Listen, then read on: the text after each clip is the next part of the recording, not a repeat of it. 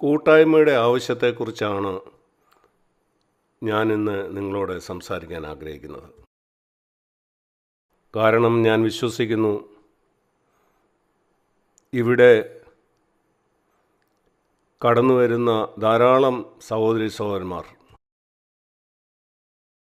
ഒരു സന്ദേശം കേൾക്കാൻ വേണ്ടി മാത്രം വരുന്നവരാണ്, അല്ലെങ്കിൽ ഒരു പാട്ട് പാടാൻ. നിങ്ങൾ നിങ്ങളോട് തന്നെ ഈ ചോദ്യം ചോദിക്കണം: മറ്റുള്ളവരോട് നിങ്ങൾ എത്രമാത്രം കൂട്ടായ്മ ഉണ്ടാക്കുന്നുണ്ട്?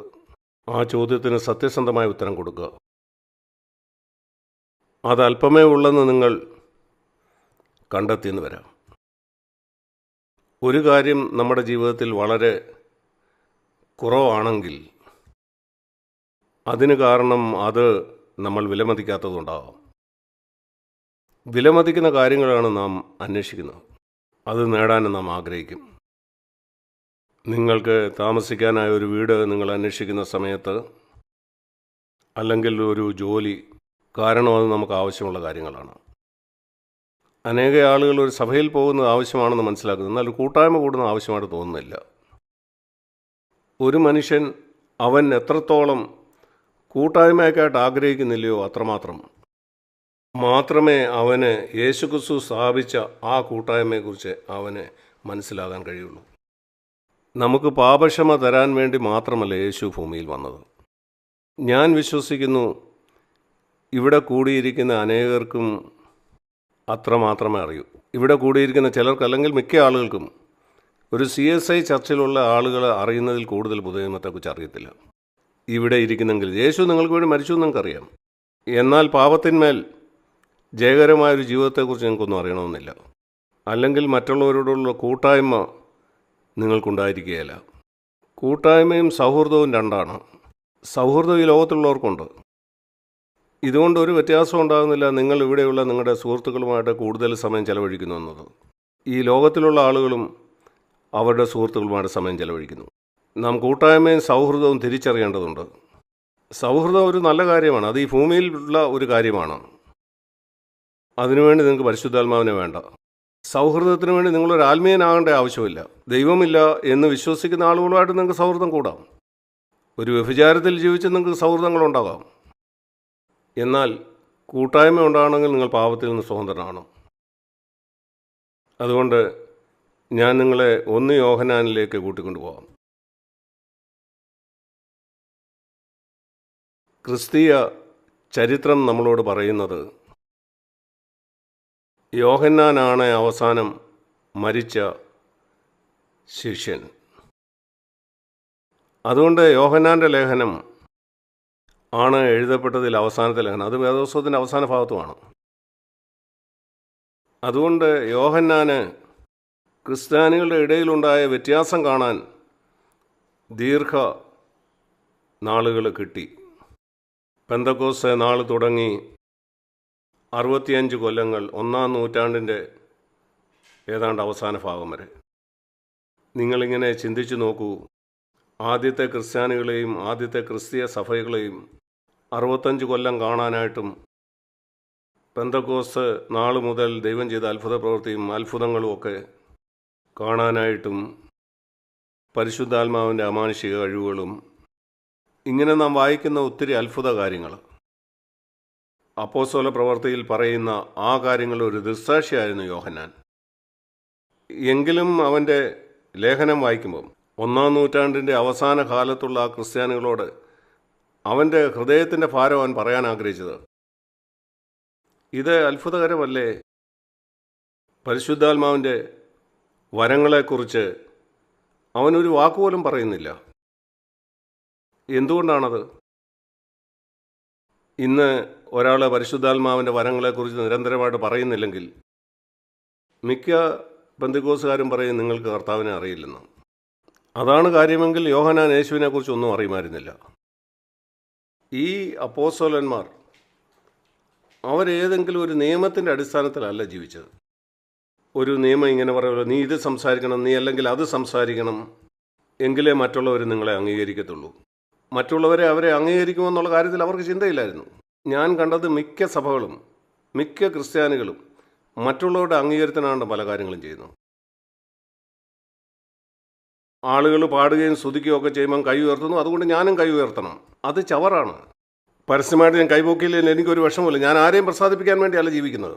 ഞാനൊരു ആത്മനിറവുള്ളവനാണെന്നോ ശബ്ദമുണ്ടാക്കി ഞാനൊരു ആത്മീയനാണെന്ന് കാണിക്കാൻ, അങ്ങനെ ഒരിക്കലും അല്ല. നിങ്ങളുടെ ഹൃദയത്തെ നിങ്ങൾ പരിശോധിച്ച് നോക്കിയാൽ നിങ്ങൾക്ക് കണ്ടെത്താൻ കഴിയും നിങ്ങൾ ചെയ്യുന്ന പല കാര്യങ്ങളും അത് മറ്റുള്ളവരെ കാണിക്കാനാണ് നിങ്ങളൊരു ആത്മീയനാണെന്ന്. ചെറുപ്പക്കാരെ, ഞാൻ നിങ്ങളോട് പറയട്ടെ, നിങ്ങൾ ഈ കാര്യത്തിന് മരിച്ചവരല്ലെങ്കിൽ നിങ്ങൾ ആത്മീയമായിട്ട് ഒരിക്കലും വളരില്ല. നിങ്ങൾ ശരിയായിട്ട് മരിക്കേണ്ടതുണ്ട്. മറ്റുള്ളവരുടെ മുമ്പിൽ ഒരു ആത്മീയനായി കാണിക്കുവാനുള്ള ആഗ്രഹത്തിൽ നിന്നും ചില കാര്യങ്ങൾ പറയുന്നതും ചില കാര്യങ്ങൾ ചെയ്യുന്നതും ഒരു പ്രത്യേക തരത്തിൽ അഭിനയിക്കുന്നതും ഒരു ആത്മീയനായി കാണിക്കാൻ വേണ്ടി. ഞാനത് കണ്ടിട്ടുണ്ട് ചില സഭകളിൽ, ചില CFC സഭകളിൽ തന്നെ. മറ്റ് സ്ഥലങ്ങളിൽ അവർ ചില ബന്ധക്കോസ് ആളുകൾ അവിടെ വന്ന് ഇങ്ങനെ പറയുമ്പം, ഓ നിങ്ങൾ ദൈവത്തെ ആരാധിക്കുന്നവരല്ല, നിങ്ങൾ കൈ ഉയർത്തി ദൈവത്തെ സ്തുതിക്കുന്നില്ല. ചില മൂപ്പന്മാർ പറയും, ശരി എന്നാൽ നമുക്ക് കൈ ഉയർത്തി ദൈവത്തെ സ്തുതിക്കാം. എന്തിനു വേണ്ടി അത് ചെയ്യുന്നു? മറ്റുള്ളവരെ മതിപ്പുളവാക്കാൻ. ഞങ്ങളും ബന്ധക്കോസുകാരാണ്, ഞങ്ങളും ആത്മനിറവുള്ളവരാണ്. എനിക്കതിലൊരു താല്പര്യവുമില്ല. ഞാൻ യേശുക്രിസ്തുവിൻ്റെ അടുക്ക വരുമ്പം യേശുക്രിസ്തുവിനെ അല്ലാതെ മറ്റൊരാളെയും പ്രസാദിപ്പിക്കാനോ അവരിൽ മതിപ്പുളവാക്കാനോ ഞാൻ ആഗ്രഹിക്കുന്നില്ല. എൻ്റെ പ്രിയ സഹോദരി സഹോദരന്മാരെ, ഞാൻ ആത്മാർത്ഥമായിട്ട് നിങ്ങളോട് ആവശ്യപ്പെടുകയാണ്, ദയവായി ചെറുപ്പക്കാരെ, കുറഞ്ഞ പക്ഷം ഇന്നു മുതൽ നിങ്ങൾ ദൈവത്തിൻ്റെ മുമ്പിൽ മാത്രമേ ഞാൻ ജീവിക്കുള്ളൂ എന്ന് നിങ്ങളുടെ ജീവിതത്തിൽ തീരുമാനമെടുക്കണം. ഇത് ആരെങ്കിലും ഞാൻ മാനസാന്തരപ്പെട്ടപ്പം പറഞ്ഞു തന്നിരുന്നെങ്കിലെന്ന് ഞാൻ ആഗ്രഹിക്കുന്നു. എനിക്ക് നേരത്തെ അവിടെ എത്താൻ കഴിയുമായിരുന്നു. ഞാൻ വീണ്ടും ജനിക്കപ്പെട്ടതിന് ശേഷം അനേക വർഷങ്ങൾ ഞാൻ മനുഷ്യൻ്റെ മുമ്പാകെയാണ് ജീവിച്ചത്. ഞാൻ പാടുകയും പ്രാർത്ഥിക്കുകയും ചെയ്തത് കാരണം മനുഷ്യൻ്റെ മുമ്പിൽ അത് ശരിയാണെന്ന് തോന്നിയിട്ട്. എനിക്ക് ചില ധാരണകളുണ്ടായിരുന്നു ഒരാത്മീയൻ എന്താണ് ചെയ്യേണ്ടതെന്ന്. അതിനുശേഷം ഞാൻ അത് തന്നെ ചെയ്തു. അത് അനുകരണവും കുപ്പയുമാണ്.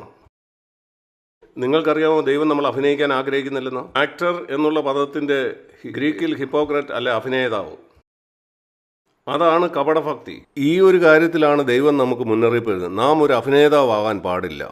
കപടഭക്തൻ എന്നുള്ള വാക്കിൻ്റെ ശരിയായ അർത്ഥം അഭിനേതാവെന്നാണ്. പുതിയ നിയമത്തിൽ എവിടെയൊക്കെ കപടഭക്തനെന്ന് നിങ്ങൾ വായിക്കുമ്പോൾ അഭിനയത്തെ സൂക്ഷിക്കുക എന്ന് വേണം അതിനെ വായിക്കാൻ. അതൊരു അഭിനയമാണ്. ക്രിസ്ത്യാനികളുടെ ഇടയിൽ ഒത്തിരി അഭിനയങ്ങൾ നടക്കുന്നുണ്ട്. നിങ്ങൾ അതിൽ നിന്ന് രക്ഷപ്പെടുന്നില്ലെങ്കിൽ നിങ്ങൾക്കൊരിക്കലും കൂട്ടായ്മ ഉണ്ടാക്കാൻ കഴിയില്ല. എൻ്റെ അടുക്കൽ വന്ന ഒരാൾ ഒരു ആത്മീയനെ പോലെ അഭിനയിച്ചാൽ, ശരിയായ വാക്കുകളും ശരിയായ പ്രവൃത്തികളും, ഞാൻ പറയും, പ്രിയ സഹോദര, നീ അഭിനയിക്കേണ്ട, നീ എന്തായിരിക്കുന്നു അതുപോലെ ആയിരിക്കുക. എങ്കിൽ നമുക്ക് നല്ല കൂട്ടായ്മ ഉണ്ടാവും. നിങ്ങളൊരു ആത്മീയനല്ലെങ്കിലും സാരമില്ല, ഒരുപക്ഷെ അല്പം ജഡികനാണെങ്കിലും എനിക്ക് കൂട്ടായ്മ കൂടാം. എന്നാൽ നീ അഭിനയിച്ചാൽ, നീ ജഡികനായിരിക്കും ആത്മീയനെ പോലെ അഭിനയിച്ചാൽ എനിക്ക് കൂട്ടായ്മ കൂടാൻ കഴിയില്ല. ജഡികനായ ഒരാളോട് എനിക്ക് കൂട്ടായ്മ കൂടാൻ കഴിയും. അവൻ സത്യസന്ധനാണെങ്കിൽ ഒരു തുറന്ന മനസ്സോടെ അവനിങ്ങനെ പറയുന്നു, ഞാൻ ആത്മീയനല്ല, എന്നാൽ ആത്മീയനാകാൻ ശ്രമിച്ചുകൊണ്ടിരിക്കുകയാണ്. ജഡികനായ ഒരുവൻ ആത്മീയനെന്ന് അഭിനയിക്കുന്ന അവനേക്കാൾ എനിക്ക് ജഡികനോട് കൂട്ടായ്മ കൂടാം. ആത്മീയ ഭാഷ സംസാരിക്കുക അത് ചവറാണ്. ഒരു മിനിറ്റ് കൊണ്ട് എനിക്കത് മനസ്സിലാവും. ഇത് വളരെ വളരെ പ്രധാനപ്പെട്ടതാണ്. ഈ കാര്യം നാം മനസ്സിലാക്കേണ്ടത്. CFCയിൽ നമുക്ക് കപടഭക്തി വേണ്ട. ഒരാൾ പോലും അഭിനയിക്കുന്നവനായിരിക്കരുത്. നമ്മുടെ പ്രസംഗ പീഠങ്ങളിൽ അഭിനേതാക്കൾ വേണ്ട. പാട്ട് പാടുന്നവരും അങ്ങനെ ആയിരിക്കരുത്. അല്ലെങ്കിൽ നമ്മൾ തമ്മിൽ സംസാരിക്കുമ്പോൾ, ഞാൻ പറയട്ടെ, ഇതിൽ നിന്ന് പുറത്തു വരുന്ന നിസ്സാരമായ ഒരു കാര്യമല്ല. കാരണം അത് ആഴത്തിലുള്ളതാണ്. നമ്മൾ എന്തെങ്കിലും പറയുമ്പം നമ്മൾ ഇങ്ങനെ ചിന്തിക്കും, ഞാനത് പറഞ്ഞാൽ അവരെന്ത് ചിന്തിക്കും. ശരിയാണ്, നമ്മൾ പറയുന്നത് എന്താണെന്ന് നമ്മൾ അറിഞ്ഞിരിക്കണം. നമ്മുടെ മനസ്സിൽ വരുന്നതെല്ലാം വിളിച്ചു പറയണമെന്നല്ല ഞാൻ പറയുന്നത്. നമ്മൾ ബുദ്ധിയുള്ളവരായിരിക്കണം. ശരി, ഞാൻ പറയുന്നത് ശ്രദ്ധിക്കണം, കാരണം അതിൽ കൂടെ മറ്റുള്ളവർ മുറിപ്പെടരുത്.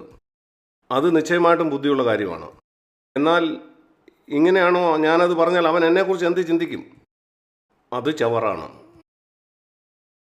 ഇത് വളരെ വളരെ പ്രധാനപ്പെട്ട, ഞാൻ ഊന്നി പറയാൻ കാരണം ഞാൻ ഇങ്ങനെ വിശ്വസിക്കുന്നു. ഈ ഒരേ ഒരു കാരണം കൊണ്ടാണ് അനേകരും അവരുടെ ക്രിസ്ത്യ ജീവിതത്തിൽ വളരാത്തത്. ഞാൻ വളരെ വിചാരമുള്ളവനാണ്. പല സഹോദരി സഹോദരന്മാരും ക്രിസ്ത്യ ജീവിതത്തിൽ വളരേണ്ട വണ്ണം വളരുന്നില്ല. അവർ മോശക്കാരല്ല. അവർ പാപം ചെയ്യുകയോ വ്യഭിചാരം ചെയ്യുകയോ അങ്ങനെയൊന്നും ചെയ്യുന്നില്ല. എന്നാൽ ആത്മീയമായിട്ട് വളരുന്നില്ല. അവർ ദൈവത്തെ ആഴമായിട്ട് അറിയുന്നില്ല. അവരൊരു പ്രത്യേക നിലയിൽ വരുന്നു. നിങ്ങൾക്കറിയാം, ഉയർന്ന സമതലം, ഇങ്ങനെ പറയാം, ബാംഗ്ലൂർ ഒരു ഉയർന്ന സമതലമാണ്. സമുദ്രനിരപ്പിൽ നിന്നും 1000 മീറ്റർ ഉയർന്ന ഒരു സമതലം. എന്നാൽ സമതലമാണ്. സമുദ്രത്തിൻ്റെ ലെവലിനേക്കാൾ 1000 മീറ്റർ ഉയരെ. അത് ഹിമാലയം പോലെയല്ല. അത് നിങ്ങൾ മുന്നോട്ട് പോകുന്ന അനുസരിച്ച് മുകളിലോട്ട് പോകും. അങ്ങനെയായിരിക്കും നമ്മുടെ ജീവിതം. നമ്മുടെ ക്രിസ്ത്യ ജീവിതത്തിൽ നമ്മൾ ഒരു ഉയർന്ന സമതലത്തിലായിരിക്കരുത്. ആ സമതലത്തിൽ ജീവിച്ചാൽ നിങ്ങൾ പിന്മാറ്റത്തിലേക്ക് പോകും. അതിന് നിങ്ങൾക്ക് വേണ്ടി ഒരു പ്രധാനപ്പെട്ട കാര്യമാണ് കൂട്ടായ്മ. അതുകൊണ്ട് ദൈവവചനം നിങ്ങൾ വായിക്കുമ്പം നിങ്ങൾ ഒരു തുറന്ന ഹൃദയത്തോടെ വേണം അത് വായിക്കാൻ. മറ്റുള്ളവരിൽ നിങ്ങൾ കേട്ടത് നിങ്ങളുടെ ഹൃദയത്തെ സ്വാധീനിക്കാൻ ഇടയാക്കല്ലേ. ഞാൻ നിങ്ങളോട് പറയുന്നത് മറ്റ് ദൈവഭക്തരുടെ പുസ്തകമൊന്നും വായിക്കലെന്നല്ല. പുതിയ നിയമം എന്തെന്ന് മനസ്സിലാക്കിയ ഭക്തരുടെ ബുക്കുകൾ വായിക്കുക. കാരണം അനേക ക്രിസ്തീയ പ്രസംഗങ്ങൾക്കും പഴയ നിയമം അറിയൂ. ഞാൻ പറയുന്നില്ല നിങ്ങൾക്കത് വായിക്കാൻ കഴിയും. എന്നാൽ നിങ്ങൾ കോളേജിൽ പഠിക്കുമ്പം ആൽഫബറ്റ് പഠിക്കുന്ന ബുക്കുകൾ നിങ്ങൾ എന്തിനാണ് വായിക്കുന്നത്? അല്ലെങ്കിൽ കൂട്ടാനും കുറയ്ക്കാനും പഠിപ്പിക്കുന്നത്? ഞാൻ കൂട്ടുന്നതിനും കുറയ്ക്കുന്നതിനും എതിരല്ല. കോളേജിൽ പഠിക്കുന്ന നീ എന്തിനാണ് കൂട്ടുന്നതും കുറയ്ക്കുന്നതും പഠിക്കുന്നത്? കുഞ്ഞുങ്ങളുടെ കഥയും ആൽഫബറ്റും ഒക്കെ പഠിക്കുന്നത്. നിങ്ങൾ മുന്നോട്ട് പോകണം. അതാണ് ഞാൻ ഉദ്ദേശിച്ചത്. ഏത് തരത്തിലുള്ള ബുക്കാണ് നിങ്ങൾക്ക് വായിക്കാൻ താല്പര്യം? ഞാൻ കണ്ട ഒരു കാര്യം, ത്രൂ ദ ബൈബിൾ എന്ന് പറയുന്ന ആ പുസ്തകം നമ്മുടെ സഭയുടെ ഭാഗമല്ലാത്ത മറ്റ് രാജ്യങ്ങളിലുള്ള അനേകരും വായിച്ചിട്ടുണ്ട്. എന്നാൽ ഇവിടെ ബാംഗ്ലൂരുള്ള സഹോദരന്മാർ വളരെ കുറച്ചേ അത് ഉപയോഗിക്കാറുള്ളൂ. നോക്കൂ, നമുക്ക് ഇങ്ങനെ ഒരു പ്രശ്നമുണ്ട്. ഈ പഴമൊഴി പോലെ, ഇംഗ്ലീഷിൽ പറയുന്ന പോലെ അമിത പരിചയം അവജ്ഞ ഉളവാക്കുന്നു. ഞാൻ പറയുന്ന ഇതല്ല നിങ്ങളിവിടെ ഉള്ള ആളുകളെ അവജ്ഞയോട് നോക്കുന്നു എന്നല്ല. ഞാൻ പറഞ്ഞ ഇതാണ്, നമുക്ക് അമിത പരിചയമാണ്. ഇങ്ങനെയുള്ള വാക്കുകൾ, പുതിയ നിയമം, പാപത്തിന്മേലുള്ള ജയം, ജയകരമായ ക്രിസ്ത്യ ജീവിതം, സഭയുടെ പണി, ഈ വാക്കുകളോട് നമുക്ക് അമിത പരിചയമാണ്. നമ്മൾ അതിൻ്റെ അർത്ഥം തന്നെ നഷ്ടപ്പെടുത്തിയിരിക്കുന്നു. അതുകൊണ്ട് നമുക്ക് ഉള്ള അവസരങ്ങൾ നാം വേണ്ടവണ്ണം ഉപയോഗിക്കുന്നില്ല. നമ്മുടെ പുസ്തകങ്ങൾ, അതുപോലെ വീഡിയോസ്, അങ്ങനെ കർത്താവിനെ കൂടുതൽ അറിയാനുള്ള അവസരം. എൻ്റെ പ്രസംഗം മാത്രമേ കേൾക്കാവുന്നതല്ല ഞാൻ നിങ്ങളോട് പറയുന്നത്. നിങ്ങളെ കൂടുതൽ കർത്താവിനോട് അടുപ്പിക്കുന്ന എന്തും, കൂടുതൽ തീവ്രമായിട്ട് യേശുവിനെ സ്നേഹിക്കാൻ കഴിയുന്ന എന്തും, നിങ്ങളുടെ കുടുംബം ദൈവഭക്തി ഉള്ളതാകാൻ സഹായിക്കുന്നത്, അങ്ങനെയുള്ളതെല്ലാം നിങ്ങൾ കേൾക്കുക. ഞാൻ സാധാരണ പറയാറുള്ളത് പോലെ, ഞാൻ കേൾക്കാൻ ആഗ്രഹിക്കുന്നത്, ഒന്നാമത് അവനൊരു താഴ്മയുള്ള മനുഷ്യനായിരിക്കണം. അവനെ സമീപിക്കാൻ കഴിയുന്നവനായിരിക്കണം. എനിക്കൊരാളെ അറിയില്ലെങ്കിൽ അവൻ എഴുതുന്നത് എന്താണെന്ന് വായിക്കാൻ എനിക്ക് താല്പര്യമില്ല. കാരണം അവൻ എങ്ങനെ ഒരു ജീവിതമാണ് ജീവിക്കുന്നതെന്ന് എനിക്കറിയില്ല. അവൻ്റെ കുടുംബജീവിതം എങ്ങനെയാണെന്ന്. ഞാൻ ഒരാളുടെ ബുക്ക് വായിക്കാൻ തുടങ്ങുമ്പോൾ ഞാൻ അവൻ്റെ ജീവിതം എങ്ങനെയാണെന്ന് അറിയാൻ ശ്രമിക്കാറുണ്ട്. അവൻ താഴ്മയുള്ള ആളുകൾക്ക് സമീപിക്കാൻ കഴിയുന്ന ഒരാളാണോ? ടി വിയിൽ പ്രസംഗിക്കുന്നവർ, അവരെ കേൾക്കാൻ എനിക്കൊരു താല്പര്യമില്ല. ഞാൻ സത്യം പറയുകയാണ്, അവരെത്രമാത്രം മനോഹരമായിട്ട് പ്രസംഗിക്കുന്നെങ്കിലും ടി വിയിലൊക്കെ. കാരണം അവർ താഴ്മയുള്ളവർ, അവരെ സമീപിക്കാൻ കഴിയത്തില്ല. അവർ എപ്പോഴും ആളുകളെ ദൂരെ നിർത്തും. അവരുടെ ചുറ്റും എപ്പോഴും കുറേ ബോഡി ഗാർഡുകൾ കാണും അവർ പോകുന്നിടത്തൊക്കെ. അങ്ങനെയുള്ള ആളുകളോട് എനിക്ക് താല്പര്യമില്ല. കാരണം ഞാൻ കാണുന്നില്ല യേശുക്രിസ്തു അങ്ങനെ പോകുന്നതായിട്ട്. രണ്ടാമത്തെ കാര്യം, അവൻ പണത്തോടുള്ള ബന്ധത്തിൽ എങ്ങനെയാണ്? പണത്തിൽ അമിത താല്പര്യമുള്ള ഒരാളെ ഒരിക്കലും കേൾക്കാൻ ഞാൻ ആഗ്രഹിക്കുന്നില്ല. പണം ഉണ്ടാക്കാൻ വേണ്ടി പാട്ടുകൾ എഴുതിയ ആളുകളുടെ പാട്ടുകൾ കേൾക്കാനും എനിക്ക് താല്പര്യമില്ല. അതെൻ്റെ നിലപാടാണ്. എന്നാൽ ഞാൻ പറയട്ടെ, ഈ നിലപാട് ഞാൻ സ്വീകരിച്ചുകൊണ്ട് അതെന്നെ രക്ഷിച്ചു. ഞാൻ നിങ്ങളെ ആരെയും നിർബന്ധിക്കില്ല, നിങ്ങൾക്ക് ഇഷ്ടമുള്ള പോലെ ചെയ്യാം. എന്നാൽ ഞാൻ യേശുവിനോട് കൂടുതൽ അടുത്ത് ചെല്ലുവാൻ ആഗ്രഹിക്കുന്നു. പണത്തിന് വേണ്ടി ഇതൊക്കെ ചെയ്യുന്നവർക്ക് ഒരിക്കലും എന്നെ യേശുവിനോട് കൂടുതൽ അടുപ്പിക്കാൻ കഴിയില്ല. അവർ മനോഹരമായിട്ട് പാടുകയും നല്ല ബുക്കുകൾ എഴുതുകയൊക്കെ ചെയ്യുന്നുണ്ട്. അവൻ പണത്തിനായിട്ട് അത് ചെയ്യുന്നെങ്കിൽ അവൻ മറ്റൊരു ദൈവത്തെ ആരാധിക്കുന്ന ഒരാളെ കേൾക്കാൻ ഞാൻ ആഗ്രഹിക്കുന്നില്ല. രണ്ട് ദൈവമുള്ളൂ, ഒന്ന് പണവും ദൈവവും. എനിക്ക് യഥാർത്ഥ ദൈവത്തെ ആരാധിക്കുന്നവരെ കേൾക്കാനാണ് താല്പര്യം. പണമുണ്ടാക്കാൻ വേണ്ടി നടക്കുന്നവരല്ല. ഇത് വളരെ വളരെ പ്രധാനപ്പെട്ടതാണ്. മറ്റൊരു കാര്യം ഞാൻ നോക്കുന്നത്, എങ്ങനെയാണ് ഇവനവരുടെ മക്കളെ വളർത്തിക്കൊണ്ടുവരുന്നത്? അവൻ്റെ കുടുംബജീവിതം എങ്ങനെയാണ്? ദൈവഭക്തിയുള്ള ഒരു കുടുംബജീവിതമാണോ? അങ്ങനെയല്ല. കാരണം നമ്മുടെ മക്കൾക്കാണ് മറ്റെല്ലാവരെക്കാളും നമ്മളെ അറിയാവുന്നത്. അതുകൊണ്ട് എനിക്ക് കണ്ടെത്താൻ കഴിയുമെന്ന് ഞാൻ കണ്ടെത്തും അവരുടെ കുഞ്ഞുങ്ങൾ എങ്ങനെയാണ്. അങ്ങനെ എനിക്ക് മനസ്സിലാവും അവൻ വീട്ടിലെങ്ങനെയാണെന്ന്, അവൻ സഭയിൽ എന്താണെന്നല്ല. ഒരാളുടെ മക്കളെല്ലാവരും ദൈവത്തെ അനുഗമിക്കുന്നവരാണ്. എനിക്ക് അവരോട് വളരെ ബഹുമാനമാണ്. അവരുടെ മക്കളെല്ലാം പ്രസംഗകരാണോ എന്നല്ല, അവരെല്ലാവരും വീണ്ടും ജനിച്ചവരാണോ, പ്രത്യേകിച്ച് അവർ സഭയുടെ കാര്യങ്ങളിൽ ഉത്സാഹമുള്ളവരാണോ, അതൊരു വലിയ സാക്ഷ്യമാണ്. അത് ചൂണ്ടിക്കാണിക്കുന്നത് അവൻ വീട്ടിൽ അങ്ങനെ ജീവിക്കുന്നവനാണെന്നാണ്. ഞാൻ നിങ്ങളിൽ ആരെയും കുറ്റപ്പെടുത്താൻ ആഗ്രഹിക്കുന്നില്ല. കാരണം ഈ കാര്യങ്ങളെക്കുറിച്ചൊക്കെ നിങ്ങൾക്ക് വെളിച്ചം കിട്ടുന്നത് വളരെ താമസിച്ചായിരിക്കും. ഞാൻ നിങ്ങളോട് പറയുകയായിരുന്നു, ഞാൻ എങ്ങനെ ഒരാളെ നോക്കുന്നത്, അവരുടെ കൂടെ വർക്ക് ചെയ്യുന്നവരെ. 4 കാര്യം. അവൻ്റെ കൂട്ടുവേലക്കാരൊക്കെയാണ്. പൗലോസ് എങ്ങനെയാണെന്ന് തീമോഥെയോസിനെ നോക്കിയാൽ മതി. അവൻ പണിത ഒരു സഭ നിങ്ങൾക്ക് അതെവിടെയെങ്കിലും എന്നെ കാണിക്കാൻ കഴിയുമോ? ഇന്ന് ചുറ്റി നടന്ന് പ്രസംഗിക്കുന്ന ഒത്തിരി പ്രസംഗരുണ്ട്. പുതിയ നിയമത്തോട് അടുത്ത് നിൽക്കുന്ന ഒരു സഭ അവരെവിടെയെങ്കിലും പണിതത് നമുക്ക് കാണാനായിട്ട് കഴിയത്തില്ല. ഈ കാര്യങ്ങൾ അവരിൽ കണ്ടിട്ടില്ലെങ്കിൽ ഞാൻ എന്തു ചെയ്യുമെന്നറിയാമോ? എൻ്റെ കയ്യിൽ വേദപുസ്തകമുണ്ട്, ഞാൻ അത് പോയി വായിക്കും. എനിക്ക് അവിടെ നിന്ന് ഒത്തിരി കാര്യങ്ങൾ പഠിക്കാൻ കഴിയും. എന്നാൽ ഇദ്ദേഹത്തിൽ നിന്ന് എനിക്കൊന്നും പഠിക്കാൻ കഴിയില്ല. അവർ തന്നെ ദൈവവചനം അനുസരിക്കുന്നവരല്ല. ഞാൻ ദൈവത്തിൻ്റെ വചനം വായിച്ചപ്പോൾ ഞാനിങ്ങനെ 65 കൊല്ലം ദൈവത്തോടൊപ്പം നടന്ന ഒരു മനുഷ്യൻ, യോഹന്നാൻ അപ്പോസ്തലൻ, അവൻ വളരെ ഭക്തിയോടെ ജീവിച്ച ഒരാളാണ്. അവൻ സഭകൾ സ്ഥാപിച്ചു. അപ്പോസ്തലന്മാർ സ്ഥാപിച്ച ആ സഭകളിൽ ചിലത് വെളിപാട് പുസ്തകം 2-3 പറയുന്നത് അതിൻ്റെ നിലവാരം താഴേക്ക് പോയി. അവരുടെ ആദ്യ സ്നേഹം നഷ്ടപ്പെട്ടു. അവർ പണത്തിന് പിന്നാലെ പോകാൻ തുടങ്ങി. ഒരു സഭയോട് ഇങ്ങനെ പറഞ്ഞു, നിങ്ങൾ ബലിയാമിൻ്റെ ഉപദേശം പിടിച്ചുകൊണ്ടിരിക്കുന്നവരാണ്. പണത്തിന് പിന്നാലെ പോകുന്നതാണ് ബലിയാമിൻ്റെ ഉപദേശം. മിക്കവാറും എല്ലാ ക്രിസ്തീയ വിഭാഗങ്ങളിൽ നിന്ന് ബലിയാമിൻ്റെ ഉപദേശം പിടിക്കുന്നവരാണ്. ബലിയാം ഒരു പ്രവാചകനായിരുന്നു. ദൈവം പറഞ്ഞു ആ രാജാവിൻ്റെ അടുക്കലേക്ക് പോകരുത്. ബാലാക്ക് അവന് കൂടുതൽ പണം കൊടുക്കാമെന്ന് പറഞ്ഞു. അവൻ പറഞ്ഞു ഞാനെന്നാ ഒന്ന് പ്രാർത്ഥിച്ച് നോക്കട്ടെ. അങ്ങനെ അവൻ പോയി. അവിടെയുള്ള ഒരു സഭ ഈ ബാലാക്കിൻ്റെ ഉപദേശം പിടിക്കുന്നവരായിരുന്നു. വെളിപാട് പുസ്തകം 2-ാം അധ്യായത്തിൽ പറയുന്ന സഭകളിൽ ഒന്നിന് അവിടെ കാണുന്ന മറ്റൊരു സഭയിലെ ഒരു സ്ത്രീയാണ് പുറകിൽ നിന്ന് അവിടുത്തെ കാര്യങ്ങൾ നിയന്ത്രിച്ചുകൊണ്ടിരിക്കുന്നത്, മൂപ്പൻ്റെ ഭാര്യ. മറ്റൊരു സഭ ജീവനുള്ളതെന്ന് പേരേ ഉള്ളൂ, മരിച്ചവനാണ്. മറ്റൊരു സഭ ഇത്ര മോശമായി അവിടെ ഒരു നല്ല കാര്യം പോലും യേശുവിന് കണ്ടെത്താൻ കഴിഞ്ഞില്ല. അപ്പോസ്തലന്മാർ സ്ഥാപിച്ച സഭകളാണിത്. മിക്ക അപ്പോസ്തലന്മാരും AD 60 മരിച്ചു. ഏതാണ്ട് 35 കൊല്ലത്തിന് ശേഷം ഈ സഭകളുടെ സ്ഥിതി നോക്കൂ. അതിനർത്ഥം 65 കൊല്ലത്തിന് ശേഷം, 60 കൊല്ലം, 40 കൊല്ലത്തിന് ശേഷം ആ സഭകളുടെ നിലവാരം വളരെ താഴുവാനിടയായി. അപ്പോസ്തലന്മാർ സ്ഥാപിച്ച സഭ, അതിൽ ചില സഭ കർത്താവ് പറഞ്ഞ് എൻ്റെ വായിൽ നിന്ന് ഉമിഴ്ന്നു കളയും. കർത്താവ് അവരെ തിരസ്കരിക്കുവാനിടയായി. അതുകൊണ്ട് ഒരു അപ്പോസ്തലനോ ഒരു ദൈവമനുഷ്യനോ ഒരു സഭ സ്ഥാപിച്ചുകൊണ്ട് നമുക്കിങ്ങനെ പറയാൻ കഴിയില്ല ആ സഭ എന്നേക്കും അതേ നിലവാരത്തിൽ നിൽക്കുമെന്ന്. 10-40 വർഷം കൊണ്ട് പിന്മാറ്റവും ലോകവും അധപ്പതനവും ഒരു സഭയിലേക്ക് കടന്നു വരാൻ സാധ്യതയുണ്ട്. കൂട്ടത്തിൽ ഞാൻ പറയട്ടെ, നമ്മൾ 40 കൊല്ലമായി. കാരണം പല ആളുകൾ സഭയിലേക്ക് വരും, ബന്ധുക്കൾ, സുഹൃത്തുക്കൾ, അതുപോലെ മറ്റുള്ളവരെ. അവർ വാസ്തവത്തിൽ പൂർണ്ണ ഹൃദയമുള്ളവരല്ല. അതുപോലെ കുഞ്ഞുങ്ങൾ വളർത്തുന്നു, അവരുടെ മാതാപിതാക്കളെ പോലെ അവർ പൂർണ്ണ ഹൃദയം ഉള്ളവരല്ല. 40 കൊല്ലം കൊണ്ട് അവരുടെ കുഞ്ഞുങ്ങൾ വളർന്നു വരും, അവരവരുടെ മാതാപിതാക്കളെ പോലെ ഗൗരവമുള്ളവരല്ല. പിന്നെ എന്താ ഇവിടെ ബാക്കിയുള്ളത്? കുഞ്ഞുങ്ങളെ സഭയിൽ നിന്ന് പുറത്താക്കാൻ കഴിയില്ല. അവരവിടെ ഇരിക്കുന്ന അവർ ഗൗരവമുള്ളവരല്ല. വളരെ പെട്ടെന്ന് തന്നെ ലോകമയത്തുള്ളൊരു സഭയുണ്ടാവും. അതുകൊണ്ട് ഇന്നത്തെ ഏറ്റവും വലിയ ആവശ്യം ദൈവമനുഷ്യർ, നല്ല ഇടയന്മാർ, പ്രവചന ശബ്ദമുള്ള ഇടയന്മാരുണ്ടാകണം. അതുകൊണ്ട് യേശു പറഞ്ഞു, പ്രാർത്ഥിച്ചുകൊണ്ടിരിക്കുക, ദൈവം ഇടയന്മാരെ ഉയർത്തെഴുന്നേൽപ്പിക്കേണ്ടതിനായി. അവരെ നയിക്കാൻ ഇടയന്മാരില്ലാത്ത ആടുകളെ പോലെയാണ് അവരെ കണ്ടത്. അതിനർത്ഥം ആ സിനഗോഗുകളിലൊന്നും നേതാക്കളിലെ എല്ലാ സിനഗോഗുകളിലും നേതാക്കന്മാരുണ്ട്, എല്ലാ സഭയിലും മൂപ്പന്മാരുണ്ട്. അവരിടയന്മാരല്ല. അവരുടെ ഇടയിലുള്ള ഓരോ ആടിനെക്കുറിച്ചും വിചാരമുള്ളവരല്ല.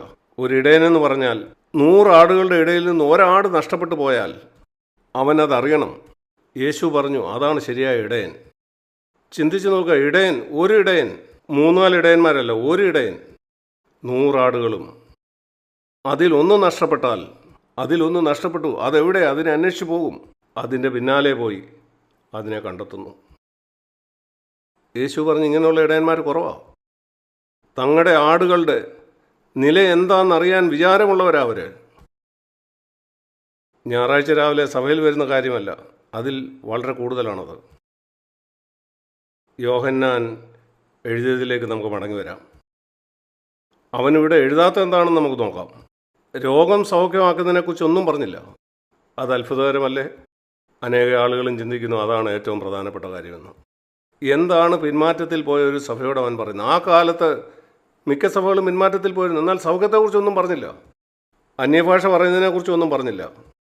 ഞാൻ ഇതിനെതിരല്ല. ഞാൻ കാണുന്നു പ്രാർത്ഥിച്ചാൽ ദൈവം സൗഖ്യമാക്കുന്നു, അന്യഭാഷ പറയുന്നത്, ഭൂതങ്ങളെ പുറത്താക്കുന്നത്. എന്നാൽ അവൻ അതേക്കുറിച്ചൊന്നും പറയുന്നില്ല. അതല്ല പ്രധാനപ്പെട്ട കാര്യം. അവൻ പറയുന്നത് കൂട്ടായ്മയെക്കുറിച്ചാണ്. ദൈവത്തിൻ്റെ കൽപ്പന അനുസരിച്ച് നടക്കുന്നതിനെ പറ്റിയാണ്. അതുപോലെ തമ്മിൽ സ്നേഹിക്കുന്നതിനെ പറ്റി. ഞാൻ ആത്മാർത്ഥമായിട്ട് നിങ്ങളെ ഉത്സാഹിപ്പിക്കണം. നിങ്ങൾ യോഹന്നാൻ്റെ ലേഖനം വായിക്കണം. 1 യോഹന്നാൻ വായിക്കുക. അവസാനത്തെ ലേഖനത്തിൽ 1 എഴുതിയത് അവസാനം ജീവിച്ചിരുന്ന ഒരപ്പോസ്തലൻ. അവൻ പറഞ്ഞു, കർത്താവ് എന്നെ സഹായിക്കണേ. എൻ്റെ ക്രിസ്തീയ ജീവിതത്തിൽ ഞാൻ ഏത് കാര്യമാണ് പ്രധാനമായിട്ടും എൻ്റെ ഹൃദയത്തിൽ കരുതേണ്ടത്?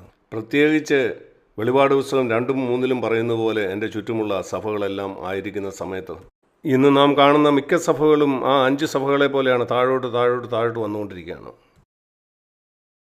പ്രസംഗകരും പാസ്റ്റർമാരും ചിന്തിക്കുന്നു അവർ വലിയ ആളുകളാണെന്ന്. അവർ ദാസന്മാരല്ല, അവർ സാധാരണ മനുഷ്യരല്ല. ഞാൻ എൻ്റെ ജീവിതത്തിൽ എന്തായാലും വലിയ ആശ്വാസം കണ്ടെത്തി. എന്നോടിങ്ങനെ പറയുന്നവരാൽ ഞാൻ സ്വാധീനിക്കപ്പെടുവാനായിട്ട് അനുവദിക്കുകയില്ല. എന്താണ് നിങ്ങളുടെ സഭയിൽ ശബ്ദം ഉണ്ടാക്കാതെ, നിങ്ങൾ എന്തുകൊണ്ട് അന്യഭാഷ പറയുന്നില്ല? അവർക്കെന്നെ സ്വാധീനിക്കാൻ കഴിയുന്നത് എനിക്ക് കർത്താവിനെ അറിയാം. അതുപോലെ ദൈവവചനവും ഞാൻ അവർക്ക് കുനിഞ്ഞു കൊടുക്കില്ല. ഒരു ദൈവത്തെ അറിയുന്ന സഹോദരനോ സഹോദരിയാകാൻ നിങ്ങൾ ആഗ്രഹിക്കുന്നെങ്കിൽ 1 യോഹന്നാൻ നിങ്ങൾ വായിക്കുക. നാം ജീവിക്കുന്ന ഈ സാഹചര്യത്തിൽ ഇത് വളരെ അനുയോജ്യമാണ്. 1 യോഹന്നാൻ 1-ാം അധ്യായം നമുക്ക് വായിക്കാം.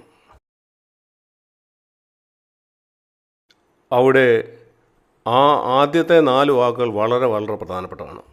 ആ 4 വാക്കുകൾ ഒരു അടിസ്ഥാനം പോലെയാണ്. തൻ്റെ മുഴുവൻ ലേഖനത്തിൻ്റെയും അടിസ്ഥാനം. അവനൊരു കെട്ടിടം പണിയുന്നത് പോലെയാണ്. വലിയൊരു കെട്ടിടത്തിൻ്റെ അടിസ്ഥാനം. എല്ലാ കെട്ടിടത്തിനും ഒരു അടിസ്ഥാനമാണ്. നമുക്ക് അല്പസമയം ഈ വാക്കുകളിൽ ചെലവഴിക്കാം. അവൻ പറയുകയാണ്, ആദ്യം മുതൽ ഉള്ളതിനെക്കുറിച്ചാണ് ഞാൻ പറയുന്നത്. ഞങ്ങൾ കേട്ടത്, ഞങ്ങളുടെ കണ്ണുകൊണ്ട് കണ്ടത്, ഞങ്ങളുടെ കൈ തൊട്ടത്, ഞങ്ങളുടെ കൈകൊണ്ട് ഞങ്ങൾ തൊട്ടത്. ആ ജീവൻ്റെ വചനം അവനൊരു ഉപദേശത്തെക്കുറിച്ചല്ല പറയുന്നത്. അതാണ് നാം ആദ്യം മനസ്സിലാക്കേണ്ടത്. പുതിയ നിയമം എന്ന് പറയുന്നത് ഒരു ഉപദേശമല്ല, അതൊരു ജീവിതമാണ്. അത് കാണാൻ കഴിയുന്ന ഒരു കാര്യമാണ്. ആ ജീവിതം എന്നിൽ കാണുന്നില്ലെങ്കിൽ പുതിയ നിയമത്തെക്കുറിച്ച് ഞാൻ പറയുന്നതെല്ലാം വെറും അറിവ് മാത്രമാണ്. പുതിയ നിയമത്തിൻ്റെയും പഴയ നിയമത്തിൻ്റെയും വ്യത്യാസങ്ങളൊക്കെ എനിക്ക് പറഞ്ഞു കൊടുക്കാൻ കഴിയുന്നവർ, എന്നാലും തലച്ചോറിലെ അറിവാണ്. ആളുകൾക്ക് എൻ്റെ ജീവിതത്തിൽ അത് ഏതെങ്കിലും തരത്തിൽ കാണാൻ കഴിയണം. ഞാൻ സംസാരിക്കുമ്പോൾ എൻ്റെ വാക്കിലൂടെ എൻ്റെ ജീവിതത്തിൽ കാണാൻ കഴിയണം. എൻ്റെ ജീവിതത്തിൽ അത് തൊട്ടു നോക്കാൻ കഴിയുന്ന ഒരു കാര്യമായിരിക്കണം. കാണാൻ കഴിയുന്നത്, തൊട്ടു നോക്കാൻ കഴിയുന്നത്, അത് ജീവിതമാണ്, അല്ലാതെ ഉപദേശമല്ല. ജീവൻ പ്രത്യക്ഷമായി ഞങ്ങൾ കണ്ട് സാക്ഷീകരിക്കുന്നു. ഈ ജീവൻ അത് നിത്യത മുഴുവനും പിതാവിനോടൊപ്പമായിരുന്നു. ആ ജീവനാണ് പ്രത്യക്ഷമായത്. അവൻ യേശുക്രിസ്തുവിനെ കുറിച്ചാണ് പറയുന്നത്. അവൻ യേശുക്രിസ്തുവിൽ കണ്ടത് ഒരു ഉപദേശമല്ലായിരുന്നു, അതൊരു ജീവിതമായിരുന്നു. ആ ജീവിതത്തിൽ നിന്ന് പുറപ്പെട്ടു വന്ന വാക്കുകളാണ്. അതുകൊണ്ട് ഇതാണ് ഞങ്ങൾ നിങ്ങളോട് അറിയിക്കുന്നത്. എൻ്റെ പ്രിയ സഹോദരി സഹോദരന്മാരെ, ഞാൻ നിങ്ങളോട് പറയാൻ ആഗ്രഹിക്കുന്നത്, നിങ്ങൾ ദൈവത്തിൻ്റെ വചനം വായിക്കുമ്പം നിങ്ങൾ ഈ ജീവിതം കാണണമെന്ന് ഞാൻ ആഗ്രഹിക്കുന്നു. യേശുവിന് ജഡികമായിട്ട് നമ്മുടെ കൂടെ ഇല്ല, നമുക്കതിനുള്ള അവസരമില്ല അവനെ കാണാനായിട്ടോ അവനെ തൊടാനായിട്ടോ. എന്നാൽ ദൈവവചനത്തിൽ കൂടെ നമുക്ക് കഴിയാവുന്നത്ര യേശുവിനെ തൊടാനായിട്ടും കാണാനായിട്ടും കഴിയും. നിങ്ങളുടെ ജീവിതം ഇത് പഠിക്കാനായിട്ട് ഉപയോഗിക്കണം. ഏതാണ്ട് 50 ചില്ലുവാനും വർഷമായിട്ട് ഞാനിത് പഠിച്ചുകൊണ്ടിരിക്കുകയാണ്. ദൈവവചനത്തിൽ കൂടി യേശുക്രിസ്തുവിൻ്റെ ജീവിതം, അവനോടുകൂടി ജീവിക്കുന്നതിന് ഏറ്റവും അടുത്തുള്ള കാര്യം അതാണ്. ഞാൻ അവനോടുകൂടി ജീവിച്ചിരുന്നെങ്കിൽ എന്ന് ആഗ്രഹിക്കുന്നു. യേശുക്രിസ്തു ഈ ഭൂമിയിലായിരുന്നപ്പം ആ അപ്പോസ്തലന്മാരോടുകൂടെ 21-ാം നൂറ്റാണ്ട് ജീവിക്കുന്നത് നമുക്കത് സാധ്യമല്ല. എന്നാൽ അടുത്ത ഏറ്റവും നല്ല കാര്യം യേശുക്രിസ്തുവിനെ ദൈവവചനത്തിൽ കൂടെ കാണുകയാണ്. 3-ാം വാക്യം, അതിനുശേഷം ഞങ്ങൾ കണ്ടതും കേട്ടതും നിങ്ങൾക്ക് ഞങ്ങളോട് കൂട്ടായ്മ ഉണ്ടാകുന്നതിന് നിങ്ങളോട് അറിയിക്കുന്നു. അങ്ങനെ നിങ്ങൾ ചെയ്തിട്ടുണ്ടെങ്കിൽ നിങ്ങൾക്ക് മറ്റുള്ളവരോട് പറയാൻ വിലയുള്ളൊരു കാര്യം നിങ്ങളുടെ കയ്യിലുണ്ടാവും. ഞാൻ ഓർക്കുന്നു, എൻ്റെ ആരംഭകാലത്ത് ഞാൻ 23 വയസ്സുള്ളപ്പോഴാണ് പ്രസംഗിക്കാൻ തുടങ്ങിയത്.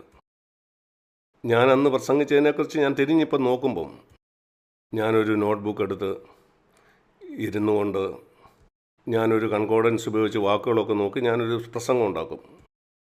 പല പോയിൻറ്റുമൊക്കെ വെച്ച് അത് മറ്റുള്ളവരിൽ മതിപ്പുളവാക്കും. എന്നാൽ അത് യേശുക്രിസ്തുവിനെ കണ്ടതുകൊണ്ടോ യേശുക്രിസ്തുവിനെ തൊട്ടുകൊണ്ടോ ആയിരുന്നില്ല. വളരെ മനോഹരമായ പ്രസംഗമായിരിക്കും, ജഡികരായുള്ള ആളുകൾക്ക് വളരെ ഉത്സാഹം ഉണ്ടാക്കുന്ന ഒരു തരത്തിൽ. എന്നാൽ അത്തരത്തിലല്ല യോഹന്നാൻ പ്രസംഗിച്ചത്. വളർച്ചയില്ലാത്ത ഒരു സഹോദരനെ പ്രസംഗം തുടങ്ങുമ്പോൾ ഒരുപക്ഷെ അത് കുഴപ്പമില്ല, നിങ്ങൾ ഒരുപക്ഷെ ചെയ്യുന്ന അങ്ങനെ ആയിരിക്കാം, അത് കുഴപ്പമില്ല. എന്നാൽ നാം അവിടെ നിൽക്കാൻ പാടില്ല, അവിടെ നിന്ന് നാം മുന്നോട്ട് പോകണം. നമ്മൾ ഇത് അറിയണം, നാം യേശുക്രിസ്തുവിനെ കണ്ടും തൊട്ടും അനുഭവിച്ചറിഞ്ഞ കാര്യങ്ങളിലേക്ക്. അത് നമ്മുടെ ജീവിതത്തിൽ തന്നെ നാം അറിയണം. യേശുക്രിസ്തു ഇവിടെ ഇല്ലെങ്കിലും നാം അവനോടുകൂടെ നടക്കണം. നമ്മുടെ ആന്തരിക കണ്ണുകൾ അവനെ കാണണം. അവനെ നമ്മൾ അനുഭവിച്ചറിയണം. നമ്മുടെ ഹൃദയത്തിൽ അവനെ കേൾക്കണം. അതൊരു സങ്കല്പമായിരിക്കരുത്, അത് സത്യമായിരിക്കണം. ഞാൻ ഓർക്കുന്നു, ഒരു അഭിനേതാവ് ഒരു പ്രസംഗകനോട് പറഞ്ഞത്. അവൻ പറഞ്ഞു, ഞങ്ങൾ അഭിനേതാക്കളും പ്രസംഗിക്കുന്ന നിങ്ങളും തമ്മിലുള്ള വ്യത്യാസം, ഞങ്ങളെ ഒരു സ്റ്റേജിൽ കയറുമ്പം ഒരു കഥ അത് ഒരിക്കലും സത്യമല്ല, അതൊരു സത്യം എന്നതുപോലെ ഞങ്ങൾ അഭിനയിച്ച് പ്രതിഫലിപ്പിക്കുന്നു. എന്നാൽ നിങ്ങൾ പ്രസംഗിക്കുന്നത് സത്യമാണ്, എന്നാൽ അത് പ്രസംഗിച്ച് വരുമ്പം അത് സത്യമല്ലാത്തതുപോലെ തോന്നുന്നു. അതാണ് ആ വ്യത്യാസം. അത് ദാരുണമല്ലേ? നമുക്ക് സത്യമുണ്ട്, ഒരു അഭിനേതാവിനില്ലാത്തത്. ശരിയായ സത്യം ലോകത്തിൽ മറ്റൊരു മതത്തിനും ഇല്ലാത്തതുപോലെ. നാം തൊടുന്നത് ഈ ഭൂലോകത്തെ ചലിപ്പിക്കുന്ന സർവശക്തനെയാണോ? ആ യേശുവിനെയാണോ നിങ്ങൾ അറിയുന്നത്? അത് നിങ്ങളുടെ ജീവിതത്തിൽ എത്ര വലിയ വ്യത്യാസം കൊണ്ടുവരണോ? അത് നിങ്ങൾ മറ്റുള്ളവരോട് സംസാരിക്കുമ്പം നിങ്ങൾ അവനെക്കുറിച്ച് ഒരിക്കലും ലജ്ജിക്കുകയില്ല. എനിക്ക് ഇന്ത്യയുടെ പ്രസിഡന്റിനെ അറിയാമെന്ന് പറയാൻ ആരെങ്കിലും ലജ്ജിക്കുമോ? നിങ്ങളത് പറയാൻ വളരെ അഭിമാനിക്കും. ഇന്ത്യയുടെ പ്രസിഡന്റ് എൻ്റെ സുഹൃത്താണെന്ന് പറയാൻ. നാമും അങ്ങനെ ആയിരിക്കണം. ഞങ്ങൾ കണ്ടും കേട്ടുമുള്ളത് നിങ്ങളോട് പ്രസ്താവിക്കുന്നു. ഇപ്പം ഇത് കേൾക്കുക. 3-ാം വാക്യത്തിൽ പറയുന്നു, ഇതിൻ്റെ മുഴുവൻ ഉദ്ദേശമെന്ന് പറയുന്നത് നിങ്ങളിലൊരു മതിപ്പുളവാക്കുകയല്ല, എനിക്ക് ദൈവത്തിൻ്റെ വചനം ഒത്തിരി അറിയാമെന്ന്, അല്ലെങ്കിൽ ചില സത്യങ്ങൾ എനിക്കറിയാം. അത് നിങ്ങൾക്ക് ഞങ്ങളോട് കൂട്ടായ്മ ഉണ്ടാകേണ്ടതിനാണ്. 2ഉം 3ഉം വാക്യങ്ങളിൽ 2 പദങ്ങൾ വരുന്നുണ്ട്. ജീവൻ 2-ാം വാക്യത്തിൽ, കൂട്ടായ്മ 3-ാം വാക്യത്തിൽ. ഞാൻ പറയട്ടെ, യോഹന്നാൻ്റെ മുഴുവൻ ലേഖനവും അത് സംസാരിക്കുന്നത് യേശുക്രിസ്തുവിലുള്ള ജീവനെക്കുറിച്ചും അതുപോലെ യേശുക്രിസ്തുവിനോടും തമ്മിലുള്ള കൂട്ടായ്മയെക്കുറിച്ചുമാണ്. നിങ്ങൾക്കത് ലഭിച്ചെങ്കിൽ നിങ്ങൾക്ക് പുതിയ നിയമം കിട്ടി. നിങ്ങൾക്കത് ലഭിച്ചെങ്കിൽ ക്രിസ്ത്യ ജീവിതത്തിൻ്റെ പ്രധാനപ്പെട്ട കാര്യം നിങ്ങൾക്ക് ലഭിച്ചു. നിങ്ങൾക്കത് ലഭിച്ചില്ലെങ്കിൽ എങ്കിൽ നിങ്ങൾക്ക് എന്താണ് പുതിയ നിയമമെന്ന് മനസ്സിലായില്ല എന്ന ഒരു ഉപദേശമായിരിക്കും. നമ്മൾ യേശുവിനോട് മരിച്ചു, നമ്മൾ ഉയർത്തെഴുന്നേൽക്കും, നമുക്ക് പറയാം ഞാൻ സ്വർഗത്തിൽ ദൈവത്തോടൊപ്പം ഇരിക്കുന്നു. ഇതെല്ലാം ഒരു തരം സങ്കല്പമാണ്.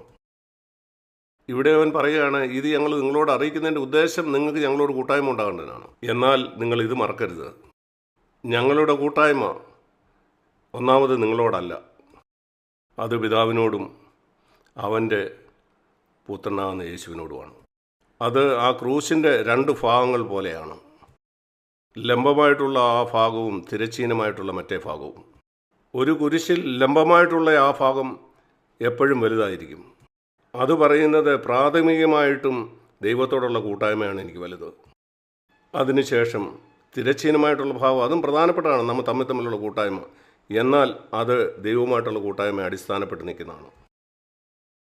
അതുകൊണ്ട് നിങ്ങളുടെ തിരശ്ചീനമായ ആ ഭാഗം ലംബമായിട്ടുള്ളതിനേക്കാൾ വലുതായിട്ട് നിൽക്കുന്നെങ്കിൽ നിങ്ങൾ സങ്കടകരമെന്ന് പറയട്ടെ, അതങ്ങനെയാണ് പലപ്പോഴും കാണുന്നത്. സൗഹൃദമാണ്. ഇത് തിരിച്ചറിയാനായിട്ടൊരു ചെറിയ പരീക്ഷണം ഞാൻ നിങ്ങളോട് പറയാം.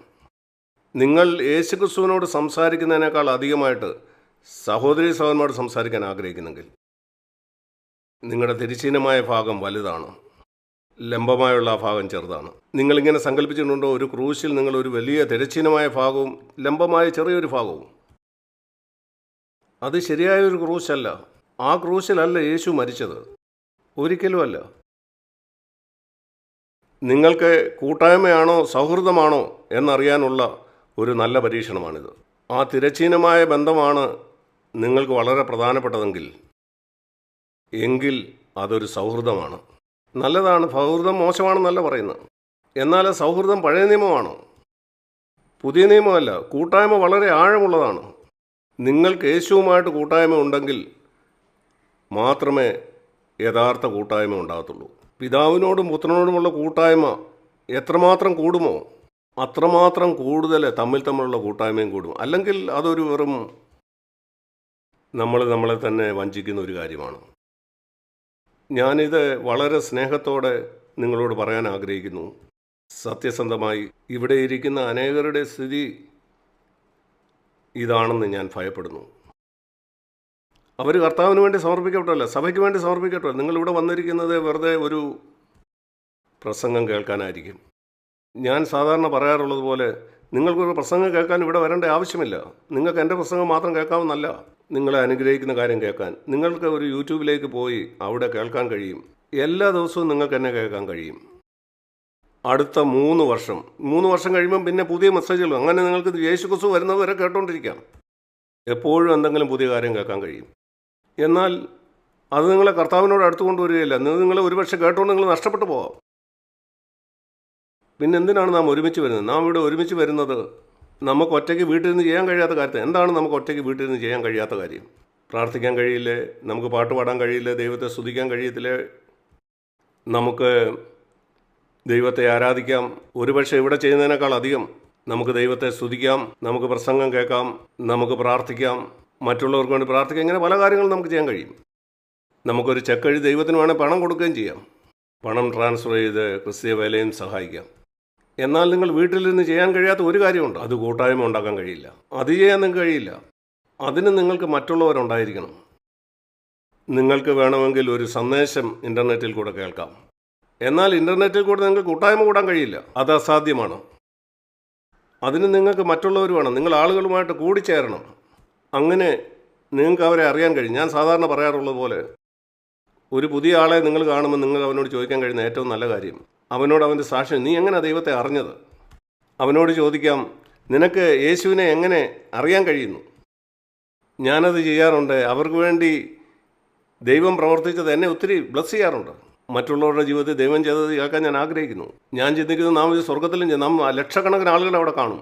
ഞാൻ അവരുടെ കഥകൾ കേൾക്കും. അവർക്ക് വേണ്ടി ദൈവം എന്താണെന്ന് കേൾക്കാനായിട്ട് എനിക്ക് ഒരു പക്ഷെങ്കിൽ 100 കണക്കിന് വർഷങ്ങൾ ആവശ്യമായെന്ന് വരും. എനിക്കത് ഇന്ന് തുടങ്ങാം. നിങ്ങളതിൽ തൽപരനാണോ? ഞാൻ നിങ്ങളോട് സത്യസന്ധതയോട് ചോദിക്കട്ടെ, മറ്റുള്ളവരുടെ ജീവിതത്തിൽ കർത്താവ് എന്താ ചെയ്യുന്നത് കേൾക്കാൻ നിങ്ങൾ തൽപരനാണോ? അതോ നിങ്ങളുടെ കാര്യത്തിൽ മാത്രമേ താല്പര്യമുള്ളൂ? സത്യസന്ധരായിരിക്കുക. നിങ്ങൾ സത്യസന്ധരാണെങ്കിൽ കർത്താവ് നിങ്ങളെ സഹായിക്കാൻ കഴിയും. അതുകൊണ്ട് കൂട്ടായ്മ എന്ന് പറയുന്നത് വെറുതെ വന്നു കൂടുന്നതല്ല. ഞായറാഴ്ച രാവിലെ എല്ലാവരും ഒരുമിച്ച് കൂടുന്നു, ഭക്ഷണം കഴിക്കുന്നു, പോകുന്നു. അതല്ല കൂട്ടായ്മ. ക്രിസ്ത്യാനികളല്ലാത്ത ഒത്തിരി ആളുകളുണ്ട്. അവർ ക്ഷേത്രത്തിലോ മസ്ജിദിലോ ഗുരുദ്വാരയിലോ വരുന്നു, അവർ ഒരുമിച്ച് കൂടുന്നു, ഭക്ഷണം കഴിക്കുന്നു, പോകുന്നു. അവർ നല്ല സുഹൃത്തുക്കളാണ്. അവർ തമ്മിൽ സഹായിക്കുന്നു. ഒരാൾ ഒരു വീട് മാറുകയാണെങ്കിൽ അവിടെ പോകുന്നു, അവരെ സഹായിക്കുന്നു. ഇതല്ല കൂട്ടായ്മ. അതിനകത്ത് തെറ്റൊന്നുമില്ല. അത് ലോകപ്രകാരമുള്ളൊരു സൗഹൃദമാണ്. കൂട്ടായ്മ അതിന് മേലെയുള്ളൊരു കാര്യമാണ്. യേശുവുമായിട്ടുള്ള ബന്ധത്തിൽ കൂടാണ് അത് തുടങ്ങുന്നത്. അത് വേരൂന്നി വളരുന്ന കാര്യമാണ്. നിങ്ങളോട് തന്നെ ചോദിക്കുക, യേശുവുമായിട്ടുള്ള ബന്ധത്തിൽ വേരൂന്നി വളരുന്ന ഒരു കാര്യം നിങ്ങളുടെ ജീവിതത്തിലുണ്ടോ? അല്ലെങ്കിൽ നിങ്ങളുടെ പേര് നേരെ എഴുതുക, ഞാൻ പുതിയ നിയമം എന്താണെന്ന് മനസ്സിലാക്കിയിട്ടില്ല. നിങ്ങളെ ആരെയും കുറ്റപ്പെടുത്താനല്ല ഇത് പറയുന്നത്. ഞാനിത് പറയുന്നതിന് കാരണം നിങ്ങൾക്ക് കുറഞ്ഞ പക്ഷം ഇപ്പം തുടങ്ങാൻ കഴിയും. അതുകൊണ്ടാണ് ചില ഞായറാഴ്ചകളിൽ നമ്മൾ പിക്നിക്കിന് പോകുന്നത്. എനിക്കറിയാവുന്ന ഒരു സഭയിലും ഞാനിങ്ങനെ കേട്ടിട്ടില്ല ഞായറാഴ്ച രാവിലെ പിക്നിക്കിന് പോകുന്നതായിട്ട്. ധൈര്യമുള്ള അങ്ങനെ ഒരു ചില സഭകൾ കാണാം. ഇത് കേട്ട ആളുകൾ ഞെട്ടാറുണ്ട്. ഞായറാഴ്ച രാവിലെ നിങ്ങളൊരു പിക്നിക്കിനാണോ പോകുന്നത്? നിങ്ങളിതാണോ പറയുന്നത് രാവിലെ പാട്ട് പാടാനായിട്ടും സന്ദേശം കേൾക്കാനും സമയമില്ലെന്നില്ല? ഞങ്ങൾക്കൊരു പിക്നിക്കുണ്ട്. എന്തിനാ പിക്നിക്കിന് പോകുന്നത്? ഒരുമിച്ച് ഭക്ഷണം കഴിക്കാനല്ല, നമുക്ക് കൂട്ടായ്മയ്ക്ക് വേണ്ടിയാണ്. നിങ്ങൾക്കറിയുമോ, ഒരു പിക്നിക്കിൽ നിങ്ങൾക്ക് കൂടുതൽ കൂട്ടായ്മ ഉണ്ടാക്കാൻ കഴിയും ഈ ഞായറാഴ്ച രാവിലെ വന്ന് നിങ്ങൾ പാട്ടുപാടി സന്ദേശം കേട്ട് നിങ്ങളുടെ വഴിക്ക് പോകുന്നതിനേക്കാൾ. നാം കൂട്ടായ്മയിൽ വിശ്വസിക്കുന്നു. ഞാൻ വ്യക്തിപരമായിട്ട് വിശ്വസിക്കുന്നു, നമുക്ക് തമ്മിൽ കൂട്ടായ്മയ്ക്കായിട്ട് കൂടുതൽ സമയം നമുക്ക് ആവശ്യമുണ്ട്. തമ്മിലുള്ള ഇടപാടുകളിൽ കൂടെ അങ്ങനെ നമുക്ക് ഒരുമിച്ച് ഒരു ശരീരം പണിയാം. ഒരു ശരീരം പണിയാം. വളരെ വളരെ പ്രധാനപ്പെട്ടതാണ്. അങ്ങനെയാണ് ഒരു പ്രാദേശിക സഭ ഉണ്ടാകേണ്ടത്. അതാണ് നമ്മൾ ഈ സഭയിൽ പ്രതീക്ഷിക്കുന്നത്. നമ്മൾ പ്രസംഗിക്കുന്ന ഉപദേശത്തിൻ്റെ വ്യത്യാസമല്ല മറ്റ് സഭകളിൽ നാം വ്യത്യാസമായിരിക്കേണ്ടത്. അല്ലെങ്കിൽ നാം മറ്റു മനുഷ്യൻ്റെ ബഹുമാനം ആഗ്രഹിക്കുന്നില്ല. നമ്മൾ പാടുന്ന പാട്ടോ നമ്മുടെ പ്രസംഗമോ അത് എങ്ങനെയായിരിക്കും എന്നുള്ളതിൽ. മറ്റ് സഭകളിൽ നിന്ന് നമുക്കുണ്ടായിരിക്കേണ്ട വ്യത്യാസം ഇതുമല്ല നമ്മൾ പണം പിരിക്കുന്നില്ല എന്നുള്ള കാര്യം. അത് ഈ ലോകപ്രകാരമുള്ള ഒരു മഹത്വം മാത്രമാണ്. എന്നാൽ നമുക്ക് ആരോഗ്യകരമായിട്ടുള്ള തമ്മിൽ ഒരു കൂട്ടായ്മ ഉണ്ടായിരിക്കണം. അത് മറ്റെവിടെ കാണുന്നതിനേക്കാളും ആഴത്തിലുള്ളതായിരിക്കണം. അങ്ങനെയെങ്കിലേ നാം യഥാർത്ഥത്തിൽ യേശുവിൻ്റെ ശരീരമാകൂ. യേശു ക്രിസ്തു പണിയുന്ന ആ ശരീരം. ഇവിടെ യോഹന്നാൻ പറയുകയാണ്, ഈ കാര്യത്തിന് വേണ്ടിയാണ് ഞാൻ ഈ ലേഖനം നിങ്ങൾക്ക് എഴുതുന്നത്. ഞാൻ വീണ്ടും പറയട്ടെ, ഇത് മനസ്സിലാക്കേണ്ടത് വളരെ പ്രധാനപ്പെട്ടതാണ്. യോഹന്നാൻ ഈ കാര്യം കണ്ടപ്പം അവൻ്റെ കാലത്തെ ക്രിസ്തീയ സഭയുടെ മൂല്യത്തകർച്ചയും പിന്മാറ്റവും സഭകളുടെയും മൂപ്പന്മാരുടെയും അവിടെയുള്ള മൂപ്പന്മാരെ തിരസ്കരിച്ച് കളിക്കാൻ ദൈവം തയ്യാറായിരിക്കുന്നു. ചിന്തിച്ച് നോക്കുക, ഒരു മൂപ്പൻ അവനോട് ദൈവം പറയുന്നു, ഞാൻ നിന്നെ എൻ്റെ വായിൽ നിന്ന് ഉമിഴ്ന്നു കളയും. അതിനർത്ഥം നീ എൻ്റെ വായിലുണ്ട് എന്ന് നീ എൻ്റെ വചനം സംസാരിച്ചു കൊണ്ടിരിക്കുന്നു. ലവദോക്കിയയിലെ മൂപ്പൻ, നീ ഒരു മൂപ്പനാണ്, ശരിയല്ലേ? ഞാൻ എൻ്റെ വായിൽ നിന്നെ തുപ്പിക്കളയും. സർദീസിലെ മൂപ്പനോട് കർത്താവ് പറയുകയാണ്, നീ ജീവനുള്ളതെന്ന് പേര് മാത്രമേ നിനക്കുള്ളൂ. നീ വന്നവിടെ മുന്നിലിരിക്കുന്നു, പ്രസംഗിക്കുന്നു, എല്ലാവരും നിൻ്റെ പേര് പറഞ്ഞാൽ നീ മരിച്ചവനാണോ? നിന്നിലൊരു ജീവനുമില്ല, നീ മൂപ്പനാണോ? യോഹന്നാൻ വളരെ ശക്തനായ ഒരു അപ്പോസ്തലനായിരുന്നു. മൂപ്പന്മാരോട് തന്നെ ഇങ്ങനെ പറയാൻ, ദൈവം അവരെക്കുറിച്ച് എന്താ ചിന്തിക്കുന്നു പറയാനുള്ള ധൈര്യം അവനുണ്ടായിരുന്നു. അത് വളരെ വളരെ പ്രധാനപ്പെട്ടതാണ്. അതുകൊണ്ട് ഇത് മനസ്സിലാക്കേണ്ടത് വളരെ പ്രധാനപ്പെട്ടതാണ്. യേശുക്രിസ്തുവിനുള്ള കൂട്ടായ്മയാണ് ഏറ്റവും പ്രധാനപ്പെട്ട. അതിൽ കൂടെയാണ് നാം തമ്മിൽ കൂട്ടായ്മ ഉണ്ടാക്കുന്നത്. അതിനുശേഷം അവൻ പിന്നെയും പറയുകയാണ്, 4-ാമത്തെ വാക്യം, നമ്മുടെ സന്തോഷം പൂർണ്ണമാകുവാൻ ഞങ്ങൾ ഇത് നിങ്ങൾക്ക് എഴുതുന്നു. അവിടുന്ന് ചില കാര്യങ്ങൾ ഞാൻ പഠിച്ചു. അവിടുന്ന് മാത്രമല്ല, ആഴ്ചയിൽ 7 ദിവസം 24 മണിക്കൂർ എന്തുകൊണ്ടാണ് അനേക ക്രിസ്ത്യാനികൾ സന്തോഷമില്ലാത്തവരായിരിക്കുന്നത്? ഞാൻ പറഞ്ഞത് ആഴ്ചയിൽ 7 ദിവസം 24 മണിക്കൂർ. ഒരു ദിവസം 24 മണിക്കൂറാണ്, ഒരാഴ്ചയിൽ 7 ദിവസം കർത്താവിലുള്ള സന്തോഷത്തിൽ. അതാണ് വേദപുസ്തകം പറയുന്ന വാക്യം, ഫിലിപ്പിയർ 4:4. കർത്താവിൽ എപ്പോഴും സന്തോഷിപ്പീൻ. പിന്നെയും ഞാൻ പറയുന്നു, സന്തോഷിപ്പീൻ. അതിനർത്ഥം ഇതാണ്, നാം 24 മണിക്കൂറും 7 ദിവസവും സന്തോഷിക്കണം. ഇവിടെ അത് പറയുന്നു, അതെങ്ങനെയാണ് സംഭവിക്കുന്നതെന്ന്. ഞാനിത് എഴുതുന്നത് നിങ്ങൾക്കിത് അറിയാൻ വേണ്ടിയാണ്. എങ്ങനെ നിങ്ങൾക്ക് 7 ദിവസം 24 മണിക്കൂർ സന്തോഷമായിരിക്കാൻ കഴിയും? അത് പിതാവിനോടുള്ള കൂട്ടായ്മയിലും തമ്മിലുള്ള കൂട്ടായ്മയിൽ കൂടെയാണ്. എത്ര കൂടുതൽ നിങ്ങൾ യേശുക്രിസ്തുവിനോടും പിതാവിനോടും കൂട്ടായ്മ ഉണ്ടായിരിക്കുമോ, അതിൻ്റെ ഫലമായിട്ട് നിങ്ങൾ തമ്മിൽ കൂട്ടായ്മ ഉണ്ടാകുമ്പോൾ നിങ്ങൾക്ക് മനസ്സിലാവും. അങ്ങനെ നിങ്ങളുടെ സന്തോഷം വർദ്ധിക്കാനിടയാകും. എനിക്കത് പറയാൻ കഴിയും. എൻ്റെ സന്തോഷം വരുന്നത് എനിക്ക് കൂടുതൽ പണം കിട്ടുന്നത് കൊണ്ടല്ല, എനിക്ക് രോഗമില്ലാതിരിക്കുന്നത് കൊണ്ടോ അങ്ങനെ ഒരു കാര്യം കൊണ്ടുമല്ല. ഞാൻ രോഗിയായാലും എൻ്റെ സന്തോഷം കുറഞ്ഞു പോകത്തില്ല. പണം നഷ്ടപ്പെട്ടാലും എൻ്റെ സന്തോഷം കുറഞ്ഞു പോകത്തില്ല. അതിലല്ല എൻ്റെ താല്പര്യം. എൻ്റെ സന്തോഷം നിലനിൽക്കുന്നത് ദൈവത്തോടുള്ള കൂട്ടായ്മയിലും അതിൻ്റെ ഫലമായിട്ട് എനിക്ക് മറ്റുള്ളവരോടുള്ള കൂട്ടായ്മയിൽ കൂടി. കൂട്ടായ്മ ആഗ്രഹിക്കുന്നില്ല, എല്ലാവർക്കും കൂട്ടായ്മ ആഗ്രഹിക്കുന്നില്ല. ഞാൻ വേറൊരു കാര്യം കൂടെ പറയാം. കൂട്ടായ്മ ഉണ്ടാകാൻ നിങ്ങളെപ്പോഴും തമ്മിൽ കാണണമെന്നില്ല. ഞാൻ ചിലപ്പോൾ കണ്ടിട്ടുണ്ട്, ഞാൻ വർഷത്തിൽ 2-3 പ്രാവശ്യം കാണുന്നവരോട് എനിക്ക് മനോഹരമായ കൂട്ടായ്മ ഉള്ളത്. ഇവിടെ എല്ലാ ആഴ്ചയിലും ഞാൻ കാണുന്ന നിങ്ങളിൽ പലരോടും എനിക്ക് തോന്നുന്ന കൂട്ടായ്മയ്ക്കപ്പുറം. എന്തുകൊണ്ടാണത്? ഞാൻ പലപ്പോഴും ഈ ചോദ്യം ചോദിച്ചിട്ടുണ്ട്, എന്തുകൊണ്ടാണത്? എനിക്ക് പലപ്പോഴും മാത്രം കാണുന്ന ചില സഹോദരന്മാരുമായിട്ട് വളരെ ആഴത്തിലുള്ള കൂട്ടായ്മയുണ്ട്. എന്നാൽ എല്ലാ ആഴ്ചയിലും കാണുന്നവരോട് അപ്രകാരമില്ല.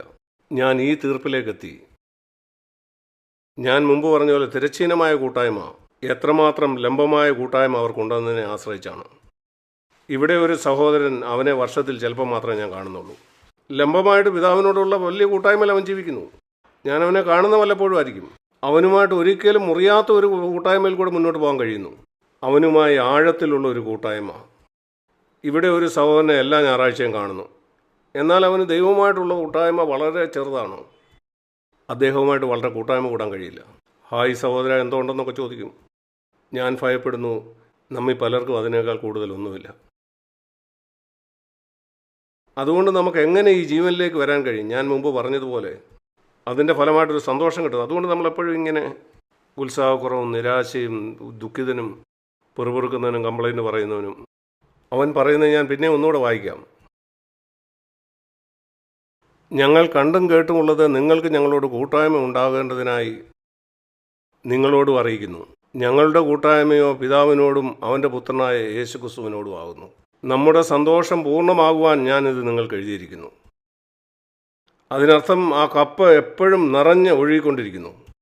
ആളുകൾ നിങ്ങളെ എപ്പോൾ കണ്ടാലും, രാത്രിയോ പകലോ, ഒരിക്കലും നിങ്ങളൊരു വിഷാദമുഖനായിട്ട് കാണത്തില്ല.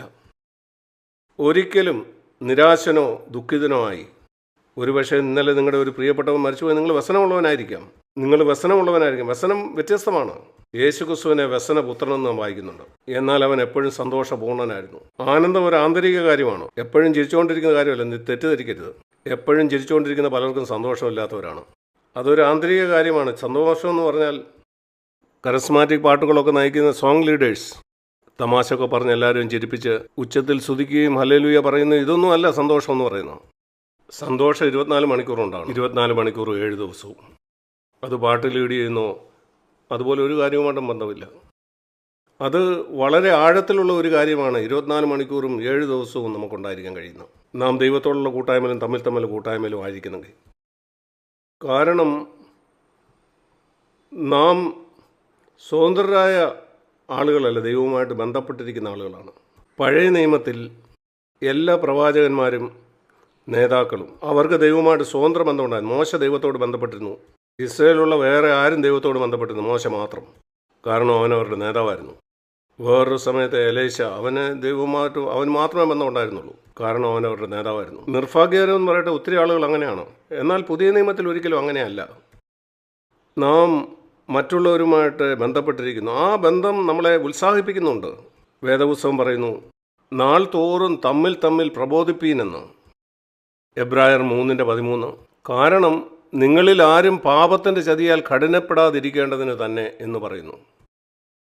അതുകൊണ്ട് ഞാൻ എത്ര ആത്മീയനാണെങ്കിലും എനിക്ക് മറ്റാളുകളുടെ കൂട്ടായ്മ ആവശ്യമാണ്. അത് ഇതുപോലെയാണ്. നിങ്ങളുടെ കൈ എത്ര ശക്തിയുള്ളതാണെങ്കിൽ തന്നെ അതിന് പ്രവർത്തിക്കാൻ കഴിയണമെങ്കിൽ ശരീരത്തിൻ്റെ മറ്റു ഭാഗങ്ങൾ വേണം. അത് പറയുന്നത് ഇതുപോലെയാണ്. നിങ്ങൾക്കൊരു കൈയുണ്ട്, അതിങ്ങനെ തൂക്കിക്കിടന്ന് നിങ്ങൾക്ക് ആവശ്യമുള്ളതൊക്കെ ചെയ്യാൻ കഴിയത്തില്ല. അതിന് ആന്തരികമായിട്ട് ഒത്തിരി കാര്യങ്ങൾ ആവശ്യമാണ്. എല്ലും ഞരമ്പും തൊലിയും അങ്ങനെ പല കാര്യങ്ങൾ. അങ്ങനെ അത് ശരീരത്തിൻ്റെ മറ്റു ഭാഗമായിട്ട് ബന്ധപ്പെട്ടിരിക്കുന്നു. അതുകൊണ്ടാണ് പുതിയ നിയമത്തിൽ സഭയെ ഒരു ശരീരം എന്ന് പറയുന്നത്. അതുകൊണ്ട് പ്രിയ സഹോദരി സഹോദരന്മാരെ, ഞാൻ നിങ്ങളോട് ചോദിക്കാം, നിങ്ങൾക്കിതിൻ്റെ ആവശ്യം തോന്നുന്നുണ്ടോ? നിങ്ങൾക്കത് ആവശ്യമായി തോന്നുന്നുണ്ടോ? ക്രിസ്തുവിൻ്റെ ശരീരത്തിൻ്റെ മറ്റവയവങ്ങൾ. അതോ നിങ്ങൾ ചിന്തിക്കുന്നത് നിങ്ങൾക്ക് തന്നെ ചെയ്യാൻ കഴിയുമെന്ന്? എനിക്ക് തന്നെ അതിന് കഴിയില്ല. എവിടെ ഞാൻ പോയാലും ഞാനിത് വർഷങ്ങളായിട്ട് ചെയ്യുന്നതാണ്. ഒരു ഉദാഹരണത്തിന്, ഞാനൊരു കോൺഫറൻസിനായിട്ട് എവിടെയെങ്കിലും പോവുകയാണ്. ഞാൻ എല്ലാ സഭയിലുള്ള മൂപ്പന്മാർക്കും എഴുതും, എനിക്ക് വേണ്ടി പ്രാർത്ഥിക്കണമെന്ന് പറഞ്ഞ്. നിങ്ങളുടെ സഭകളിൽ ഞാൻ ഇവിടെ പോകുന്നു, അവിടെ പോകുന്നു, എവിടെയൊക്കെ പോകുന്നു അവിടെ എല്ലാം. കാരണം എനിക്കറിയാം, അവരുടെ സഹായമില്ലാതെ, നിങ്ങൾക്കറിയാവുന്നതുപോലെ നിങ്ങളുടെ ഹൃദയം സ്പന്ദിക്കുന്നില്ലെങ്കിൽ നിങ്ങളുടെ വായിക്ക് സംസാരിക്കാൻ കഴിയില്ല. എനിക്കത് വേണം. പൗലോസ് എഫേഷ്യയിലുള്ള സഭയ്ക്ക്, എഫേഷ്യ ലേഖനം 6-ാം അധ്യായത്തിലുള്ള വാക്യം നമുക്ക് നോക്കാം. എല്ലാ കാലത്തെയും ഏറ്റവും വലിയ അപ്പോസ്തലനായിരുന്നു പൗലോസ്. എഫേഷ്യ ലേഖനം 6-ാം അധ്യായം 19-ാം വാക്യത്തിൽ പൗലോസ് എന്താണ് എഫേഷ്യർക്ക് എഴുതുന്നതെന്ന് കാണാം. 6-ാം അധ്യായം 19-ാം വാക്യം. സുവിശേഷത്തിൻ്റെ മർമ്മം പ്രാഗൽഭ്യത്തോടെ അറിയിപ്പാൻ എൻ്റെ വായു തുറക്കുമ്പോൾ പ്രാഗൽഭ്യത്തോടെ സംസാരിക്കേണ്ടതിന്. ഞാനതിൽ സംസാരിക്കേണ്ടവണ്ണം പ്രാഗൽഭ്യത്തോടെ സംസാരിപ്പാനും പ്രാർത്ഥിപ്പീൻ. ഓർക്കുക, അവനിത് എഴുതുമ്പം പരിശുദ്ധാത്മാവിലാണ് അവനിത് എഴുതുന്നത്. നിങ്ങൾ ചോദിക്കുന്നു, പൗലോസെ, ഞങ്ങൾ പ്രാർത്ഥിച്ചില്ലെങ്കിൽ നിനക്ക് ധൈര്യത്തോടെ പ്രസ്താവിക്കാൻ കഴിയില്ലേ? ഞാൻ ചിന്തിച്ചു, പൗലോസ്, നീ വലിയ ധൈര്യമുള്ളവനാണെന്ന്. ഞാൻ ചിന്തിച്ചു, നീ വളരെ അഭിഷക്തനാണ്, നിനക്ക് പരിശുദ്ധാത്മാവിൻ്റെ അഭിഷേകം ഉണ്ടെന്ന് ധൈര്യത്തോടെ സംസാരിച്ചുകൂടെ? ആരെങ്കിലും നിങ്ങളെ പ്രശംസിച്ചാലും ഇല്ലെങ്കിലും. ഇല്ല, അത് സത്യമാണെങ്കിൽ പൗലോസ് പറയും, നിങ്ങൾ തമ്മിൽ പ്രാർത്ഥിച്ചാൽ മതി, എൻ്റെ കാര്യത്തിൽ പ്രശ്നമില്ല. ഞാൻ പരിശുദ്ധാത്മാവിൽ അഭിഷക്തനാണ്, നിങ്ങൾ തമ്മിൽ പ്രാർത്ഥിച്ചാൽ മതി. അങ്ങനല്ല അവൻ പറയുന്നത്. എനിക്കായി പ്രാർത്ഥിപ്പീൻ. എന്ത് സംസാരിക്കണമെന്ന് ഞാൻ അറിയേണ്ടതിനായിട്ട്, എനിക്ക് പ്രാഗൽഭ്യം ഉണ്ടാകാൻ, അത് സുവിശേഷത്തിൻ്റെ മർമ്മം സംസാരിപ്പാൻ. അവൻ പിന്നെയും 20-ാം വാക്യത്തിൽ അങ്ങനെ തന്നെ പറയുന്നു. ഞാൻ സംസാരിക്കേണ്ടവണ്ണം പ്രാഗൽഭ്യത്തിൽ ഒരു പൊത്തരത്വവും ഇല്ലാതെ ഞാൻ പ്രസംഗിക്കേണ്ടവണ്ണം പ്രസംഗിക്കണം. അതുകൊണ്ട് ഈ സ്പെഷ്യലുള്ള ക്രിസ്ത്യാനികൾ പ്രാർത്ഥിക്കുകയാണ്, കർത്താവേ പൗലോസിന് ധൈര്യം കൊടുക്കണേ, പൊത്തരത്വപ്പെടാതെ സത്യം സംസാരിക്കാനായിട്ട്. നിങ്ങൾ ചിന്തിക്കും, അത് പൗലോസിന് വേണ്ടി പ്രാർത്ഥിക്കണോ, വേറെ ആർക്കും വേണ്ടിയല്ല. അല്ല, പൗലോസ് പറയുന്നത് എനിക്ക് വേണ്ടി പ്രാർത്ഥിക്കാനാണ്. അതിന് കാരണം പൗലോസ് തിരിച്ചറിഞ്ഞ് ശരീരത്തിൻ്റെ ആവശ്യം തനിക്കുണ്ടെന്ന്. നമുക്ക് കൊലോസ്യ ലേഖനം 4-ാം അധ്യായത്തിലേക്ക് പോകാം. കൊലോസ്യ ലേഖനം 4-ാം അധ്യായം 3-ാം വാക്യം. കൊലോസ്യർ 4:3.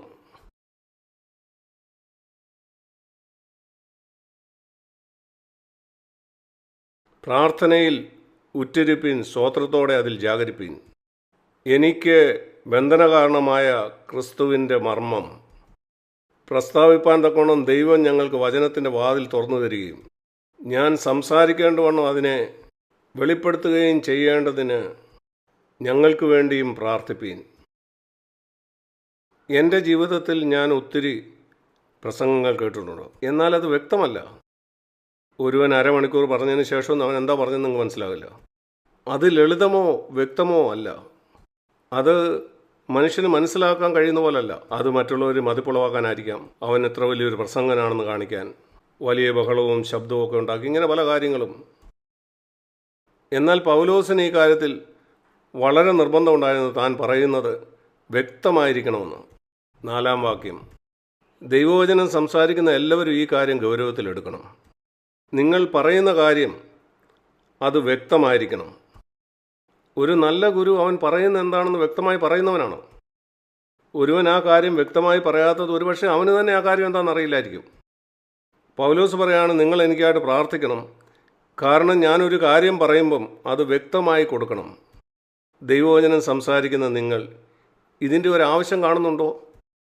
മറ്റുള്ളവർ നിങ്ങൾക്കായിട്ട് പ്രാർത്ഥിക്കണമെന്ന്, അല്ലെങ്കിൽ നിങ്ങൾ ഒരു കാര്യം പിന്നെയും പിന്നെയും പറഞ്ഞ് മറ്റുള്ളവരുടെ സമയം പാഴാക്കാണോ? നിങ്ങൾ ആളുകളോട് സംസാരിക്കുമ്പോൾ അവരുടെ ഹൃദയം പിടിക്കപ്പെടുന്നുണ്ടോ? അതിനുവേണ്ടി കാര്യങ്ങൾ വ്യക്തമായിട്ടാണോ പറയുന്നത്? നിങ്ങൾ പറയുന്ന കാര്യങ്ങൾ പിതാവിനോടുള്ള കൂട്ടായ്മയിലാണോ പറയുന്നത്?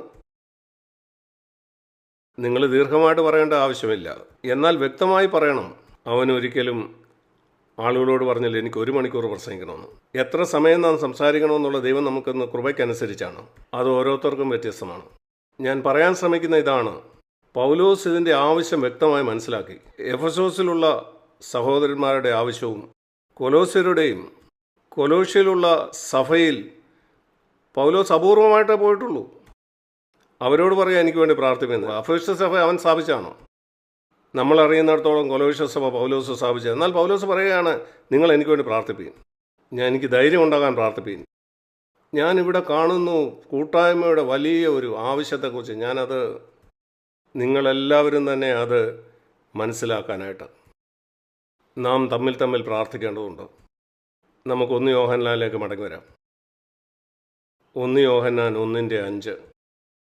ഇപ്പം നിങ്ങൾ ഓർത്തിരിക്കുക, നമ്മുടെ ലക്ഷ്യമെന്ന് പറയുന്നത്, യോഹന്നാൻ പറയുകയാണ്, ഞങ്ങളുടെ ലക്ഷ്യമെന്ന് പറയുന്നത് നിങ്ങൾക്ക് ഞങ്ങളോട് കൂട്ടായ്മ ഉണ്ടാകണം. അങ്ങനെ ഞങ്ങൾ അനുഭവിക്കുന്ന ആ സന്തോഷത്തിലേക്ക് നിങ്ങളും വരണം. അതിലേക്ക് വരുന്നതിന് വേണ്ടി നിങ്ങൾക്ക് ചില അടിസ്ഥാനപരമായ പ്രമാണങ്ങൾ ഞാൻ വയ്ക്കാൻ ആഗ്രഹിക്കുന്നു. ഇവിടെ നിങ്ങൾ മനസ്സിലാക്കേണ്ട 1-ാമത്തെ പ്രമാണമെന്ന് പറയുന്നത് ഇതാണ്. നിങ്ങൾ ഈ കാര്യത്തിൽ ഗൗരവമുള്ളവരാണോ? ദൈവവുമായിട്ട് നിങ്ങൾക്ക് കൂട്ടായ്മ വേണോ? തമ്മിലുള്ള കൂട്ടായ്മ, അതിൽ കൂടെ കിട്ടുന്ന സന്തോഷം, ഒരിക്കലും പാഞ്ഞു പോകാത്ത ഒരു സന്തോഷം, ഈ പൂർണ്ണ സന്തോഷത്തിൽ നിങ്ങൾ ഗൗരവമുള്ളവരാണോ? എങ്കിൽ കേൾക്കുക, അതിലെങ്ങനെ എത്താമെന്നാണ് അവൻ പറയുന്നത്. 1-ാമത്തെ കാര്യം ഓർക്കുക, ഇതാണ് ആ സന്ദേശം. 1 യോഹന്നാൻ 5-ാം വാക്യം, ദൈവം വെളിച്ചമാകുന്നു, അവനിൽ ഇരുളൊട്ടുമില്ല. ഇതാണ് നിങ്ങൾ മനസ്സിലാക്കേണ്ട 1-ാമത്തെ കാര്യം. അതിതാണ്, ദൈവം പാപത്തെ വെറുക്കുന്നു. ദൈവത്തിൽ അല്പം പോലും ഇരുട്ടില്ല. ദൈവം വെളിച്ചമാകുന്നു. പുതിയ നിയമം പ്രഘോഷിക്കുന്ന ഒരു സഭ, ദൈവത്തോടുള്ള കൂട്ടായ്മ പ്രഘോഷിക്കുന്ന 1-ാമത്തെ കാര്യം അതിതാണ്, ദൈവത്തിൽ അല്പവും ഇരുട്ടില്ല. ഒരു പാപവും ദൈവം ഒരു നാളും സഹിക്കുകയില്ല. നിങ്ങൾക്കറിയണോ ദൈവം എത്ര ഗൗരവമായി ആണ് പാപത്തെ എടുക്കുന്നെന്ന്? നിങ്ങൾ ആ ഏദൻ തോട്ടത്തിലേക്ക് നോക്കൂ. ദൈവം ഒരിക്കലും ആദാമിന് 2ാമതൊരു അവസരം കൊടുത്തില്ല. അവനിങ്ങനെ പറഞ്ഞാൽ, ആദാമേ നീ തെറ്റിപ്പോയി, സാരമില്ല, ഒന്നുകൂടെ ശ്രമിച്ചു നോക്കുന്നുണ്ട്. ഇല്ല. ഒറ്റപ്പാപം, അനുസരണക്കേടിൻ്റെ ഒരു പ്രവൃത്തി. ദൈവം പറഞ്ഞു, നന്മതിന്മകളുടെ വൃക്ഷത്തിൻ്റെ ഫലം നീ കഴിക്കരുത്, അവനത് തിന്നു. ആദമേ സോറി, നിനക്കിനി അതിനുമായിട്ട് കൂട്ടായ്മ കൂടാൻ, നീ ഏദൻ തോട്ടത്തിന് പുറത്തു പോവുക, പോയി ഇനി നിൻ്റെ കാര്യം നീ തന്നെ നോക്കുക. നീയുമായിട്ടുള്ള എൻ്റെ ബന്ധവും ഞാനുമായിട്ടുള്ള നിൻ്റെ ബന്ധവും തീർന്നു. ഉൽപ്പത്തി 3-ലെ സന്ദേശം നിങ്ങൾക്ക് കിട്ടിയോ? എനിക്കത് വ്യക്തമായിട്ട് കിട്ടി. ഒരു പാപം എന്നെ ദൈവത്തിലുള്ള ബന്ധത്തിൽ നന്നേക്കും മാറ്റാം. ഞാൻ ചിന്തിക്കുന്നില്ല അനേക വിശ്വാസികളും അത് വിശ്വസിക്കുന്നെന്ന്. ദൈവവചനത്തിൽ പാപം എത്ര ഗൗരവമാണെന്ന് കാണുന്ന 1-ാമത്തെ ഇടം അതാണ്. അനേക ആളുകൾ ഉൽപ്പത്തി പുസ്തകം വായിച്ചിട്ട് അത് കാണാതെ പോകുന്നു. നിങ്ങളത് കാണാനായിട്ട് പിശാച് ആഗ്രഹിക്കുന്നില്ല. അവൻ നിങ്ങൾ ഇങ്ങനെ ചിന്തിക്കാൻ ആഗ്രഹിക്കുന്ന, പാപവുമായിട്ട് നിങ്ങളിങ്ങനെ ചുറ്റിക്കറങ്ങി നടക്കാമെന്ന്. നിങ്ങളിപ്പോൾ ആയിരിക്കുന്ന ആത്മീയ നിലവാരത്തിൽ നിങ്ങളായിരിക്കുന്നതിൽ എനിക്കൊരു അത്ഭുതം തോന്നുന്നില്ല. ഉൽപ്പത്തി 3-ൽ ഞാൻ പഠിച്ചത് ഇതാണ്, എന്നെ ദൈവത്തിൽ നിന്ന് വെട്ടിമാറ്റാൻ ഒരു പാപം മതി, അതുകൊണ്ടാണ് ഒരു പാപത്തെക്കുറിച്ച് എനിക്ക് മനസ്സിലായാൽ എൻ്റെ ജീവിതത്തിൽ അത് ചിന്തയിൽ കൂടാകാം, മറ്റൊരാളോടുള്ള എൻ്റെ മനോഭാവത്തിലൂടാകാം, ഒരാളെ വിമർശിച്ചതോ അല്ലെങ്കിൽ നിഗളമോ വിധി മനോഭാവമോ എനിക്കറിയാം ദൈവത്തിന് തന്നെ വെട്ടിമാറ്റുമെന്ന്. അവൻ എങ്ങനെയാണെന്നുള്ളത് എനിക്ക് പ്രശ്നമല്ല. അവനെക്കുറിച്ചുള്ള എൻ്റെ മനോഭാവം ശരിയായിരിക്കാം, എന്നാൽ അവനോടൊരു മോശം മനോഭാവം സൂക്ഷിക്കാൻ ഞാൻ ആഗ്രഹിക്കുന്നില്ല. അതെന്നെ ദൈവത്തിൽ നിന്ന് മാറ്റും. നിങ്ങൾക്ക് എത്ര പേർക്ക് ഈ കാര്യം അറിയാം? ഞാൻ ഭയപ്പെടുന്നു നിങ്ങളിൽ പലരും മറ്റുള്ളവരെക്കുറിച്ച് മോശം കാര്യം പറയുന്നവരാണെന്ന്. അത് നിങ്ങളെ വിചാരപ്പെടുത്തുന്നതില്ല. ദൈവവുമായിട്ടുള്ള നിങ്ങളുടെ ബന്ധത്തിൻ്റെ ക്വാളിറ്റി ചെക്ക് ചെയ്ത് നോക്കുക. അതെങ്ങനെയാണ്? നിങ്ങൾ ഗൗരവമുള്ളവരാണോ? ദൈവവുമായിട്ടുള്ള കൂട്ടായ്മ. ഞാൻ നിങ്ങളോട് പറയട്ടെ, എനിക്ക് ഈ കാര്യത്തെക്കുറിച്ച് എപ്പം വെളിച്ചം കിട്ടിയോ അപ്പം യേശു ഗതസമനം വെച്ച് കുടിക്കാൻ ഇഷ്ടപ്പെടാത്ത ആ പാനപാത്രം പിതാവുമായിട്ടുള്ള ബന്ധം മുറിക്കുന്നതായിരുന്നു. വർഷങ്ങൾക്ക് മുമ്പ് ദൈവം ഈ കാര്യത്തെക്കുറിച്ച് എനിക്ക് വെളിച്ചം തന്നു. യേശു ആ പാനപാത്രം എനിക്ക് വേണ്ടി എടുത്ത് കുടിച്ചു. അല്ലെങ്കിൽ അവൻ അതിനെ അത്രമാത്രം വെറുക്കുന്നു. പിതാവുമായിട്ടുള്ള ബന്ധം മുറിക്കാതെ കർത്താവ് അതിനെ അത്രമാത്രം വെറുക്കുന്നു. അതിന് പകരം എന്തും ചെയ്യാൻ അവൻ ആഗ്രഹിച്ചു. ഞാൻ പറഞ്ഞു, കർത്താവേ, എനിക്കും അതുപോലെ ആകണം. എനിക്കെന്ത് നഷ്ടപ്പെട്ടാലും നിന്നോടുള്ള കൂട്ടായ്മ നഷ്ടപ്പെടുത്താൻ ഞാൻ ആഗ്രഹിക്കുന്നില്ല, ഒരു നാഴിക പോലും. ഞാൻ ചിന്തിക്കുന്നു നിങ്ങൾക്കത് മനസ്സിലായെന്ന്. അതിനുവേണ്ടി ദൈവം പാപത്തെ എത്രമാത്രം വെറുക്കുമോ അതുപോലെ നിങ്ങളും പാപത്തെ വെറുക്കണം. ദൈവം പാപത്തെ എത്രമാത്രം വെറുക്കുമെന്ന് രണ്ടാമത് കാണാൻ കഴിയുന്ന കാൽവറിയിലാണ്. നിങ്ങൾ കാൽവറിയിലേക്ക് പോയാൽ നിങ്ങൾക്ക് കാണാം പിതാവ് തൻ്റെ പുത്രനെ ത്യജിച്ച് കളയുന്നത്. തന്നോടുകൂടെ നിത്യത മുഴുവനും ഉണ്ടായിരുന്നവനെ 3 മണിക്കൂർ അവനെ നരകത്തിലേക്ക് അയച്ചു. എന്തിനു വേണ്ടി? കാരണം അവനിൽ പാപം ഉണ്ടായിരുന്നു. അവൻ്റെ പാപമല്ല, എൻ്റെ പാപം. ഞാൻ ക്രൂശിൽ കാണുന്ന സ്വർഗത്തിലുള്ള പിതാവ് യേശുവിനെ നരകത്തിലേക്ക് അയക്കുന്നു. 3 മണിക്കൂർ അവനെ തള്ളിക്കളഞ്ഞു. അതെന്താ അർത്ഥമാക്കുന്നത്? എനിക്കറിയില്ല. എനിക്കെന്തെങ്കിലും അറിയാമോയെന്ന് എനിക്കറിയില്ല. ഞാൻ സ്വർഗത്തിൽ ചെന്ന് എൻ്റെ നാഥനെ കാണുമ്പം എനിക്ക് വളരെ കുറച്ച് മനസ്സിലാക്കാൻ കഴിയും ക്രൂശിൽ അവൻ എന്താ സഹിച്ചെന്ന്. ഞാൻ അതിൽ കുറച്ച് ഇന്ന് മനസ്സിലാക്കാനായിട്ട് ശ്രമിച്ചുകൊണ്ടിരിക്കുകയാണ്. അത് പാപത്തെ വെറുക്കാനായിട്ട് എന്നെ സഹായിക്കുന്നു. അതവനെ ആണി കൊണ്ട് അടിക്കുന്നതുകൊണ്ടല്ല. പഴയ കാലത്ത് ഞാൻ ചിന്തിച്ചു, ഞാൻ അവൻ്റെ ആ കൈകൾ മേൽ ആണി അടിക്കുകയാണല്ലോ എന്ന്. ഞാൻ പാപം ചെയ്യുമ്പോൾ അവൻ്റെ കൈകളിൽ ആണി അടിക്കുകയാണല്ലോ. അത് പാപത്തെ വെറുക്കാൻ ഇച്ചിരി സഹായിച്ചു. എന്നാൽ ഞാൻ ശിശുവായിരുന്നപ്പോൾ ശിശുവിനെ പോലെ സംസാരിച്ചു. എന്നാൽ ഞാൻ മുതിർന്ന ശേഷം ശിശുവിനുള്ളത് വിട്ടുകളഞ്ഞു. ഇപ്പം ഞാൻ കാണുന്നത് അങ്ങനെയല്ല. അത് ആണിയല്ല. അവൻ എനിക്ക് വേണ്ടി നരകത്തിൽ പോയി. ദൈവം അവനെ നിരസിച്ചു. കാരണം എൻ്റെ പാപങ്ങൾ നിമിത്തം, എൻ്റെ അശുദ്ധ ചിന്തകൾ കാരണം, എൻ്റെ മുറിപ്പെടുത്തുന്ന വാക്കുകൾ കാരണം എൻ്റെ കയ്പ് കാരണം മറ്റൊരാളോടുള്ള എൻ്റെ മോശം മനോഭാവം നിമിത്തം. കർത്താവ്, ഒരിക്കലും എനിക്കത് വേണ്ട. ഞാനത് വെറുക്കുന്നു. കാരണം ദൈവം വെളിച്ചമാണ്. അവനിൽ ഇരുട്ടൊട്ടുമില്ല. ഞാനത് ഏതെന്നും തോട്ടത്തിൽ കാണുന്നു. ഞാനത് കാൽവറിയിൽ കാണുന്നു. എനിക്ക് വേറെങ്ങും അത് കാണണ്ട. ഞാനത് വ്യക്തമായിട്ട് കാണുന്നു. ദൈവത്തോട് പറയുക, കർത്താവ്, എനിക്കും അത് വ്യക്തമാക്കി തരണേ. നിങ്ങളിത് മനസ്സിലാക്കിയാൽ ദൈവത്തോട് നിങ്ങൾക്ക് ഒരിക്കലും കൂട്ടായ്മ കൂടാൻ കഴിയില്ല. നിങ്ങളുടെ മുഴുവൻ ജീവിതത്തിൽ നിങ്ങൾ അന്യഭാഷ പറഞ്ഞില്ലെങ്കിൽ നിങ്ങൾക്ക് ദൈവമായിട്ട് കൂട്ടായ്മ കൂടാം. നിങ്ങൾ ഒരു രോഗിയെ സൗഖ്യമാക്കിയില്ലെങ്കിൽ നിങ്ങൾക്ക് ദൈവമായിട്ട് കൂട്ടായ്മ കൂടാം. യേശുവിൻ്റെ നാമത്തിൽ സൗഖ്യമുണ്ടെന്ന് നിങ്ങൾ വിശ്വസിച്ചില്ലെങ്കിലും അത് സാധ്യമാണ്. ഞാനത് നിങ്ങൾ വിശ്വസിക്കുന്നില്ലായിരിക്കാം. അതിനുശേഷവും നിങ്ങൾക്ക് ദൈവമായിട്ട് കൂട്ടായ്മ കൂടാം. അത് സൗഖ്യപ്പെടുമെന്നുള്ള നിങ്ങളുടെ വിശ്വാസത്തിലല്ല, അന്യഭാഷ പറയുന്നതിലല്ല, അല്ലെങ്കിൽ ഭൂതങ്ങളെ പുറത്താക്കുന്നതിലല്ല, ഇങ്ങനെയുള്ള ഒരു കാര്യത്തിലുമല്ല. അത് ഈ ഒരു സത്യം മനസ്സിലാക്കുന്നതിലാണ്. ദൈവത്തിൽ ഇരുട്ട് ഒട്ടും തന്നെ ഇല്ല.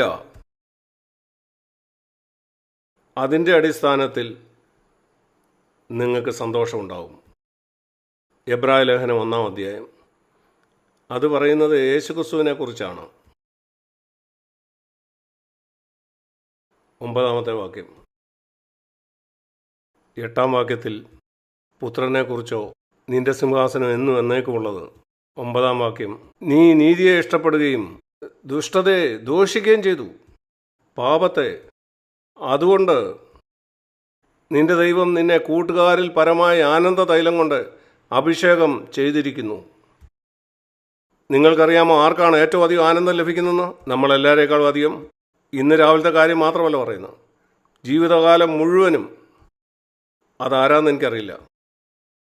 ഈ മുറിയിലിരിക്കുന്ന ആരാണോ നീതിയെ ഇഷ്ടപ്പെടുന്നുണ്ടോ? പാപത്തെ ഏറ്റവും അധികം വെറുക്കുന്നോ? അവനെ ആനന്ദ തൈലം കൊണ്ട് കൂട്ടുകാരിൽ പരമായിട്ട് അഭിഷേകം ചെയ്യും. നിങ്ങളൊരു പുതിയ വിശ്വാസി ആയിക്കോട്ടെ, ഇവിടെ ഇരിക്കുന്ന ഏറ്റവും സീനിയറായിട്ടുള്ള ഒരു വിശ്വാസിയല്ല ദൈവം ആനന്ദ തൈലം കൊണ്ട് അഭിഷേകം ചെയ്യുന്നു. എത്ര വർഷമായിട്ട് എനിക്ക് യേശുവിനെ അറിയാം, അതിൻ്റെ അടിസ്ഥാനത്തിൽ എൻ്റെ സന്തോഷം.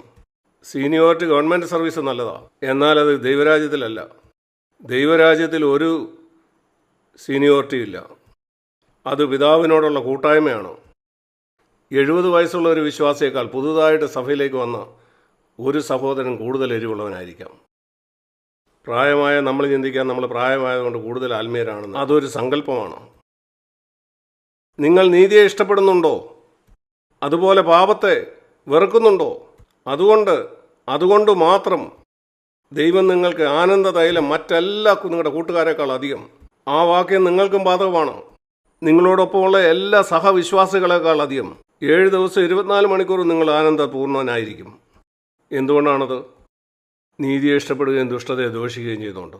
എങ്ങനെയാണ് പിശാച് ഇതിലുള്ള ഊന്നൽ മാറ്റി മറ്റ് ഉച്ചത്തിലുള്ള സ്തുതിയും ആരാധനയിലേക്കും, ഉച്ചത്തിലുള്ള പാട്ടും ഉച്ചത്തിലുള്ള പ്രാർത്ഥനയും സ്തുതിയും അന്യഭാഷ പറയുന്നതും?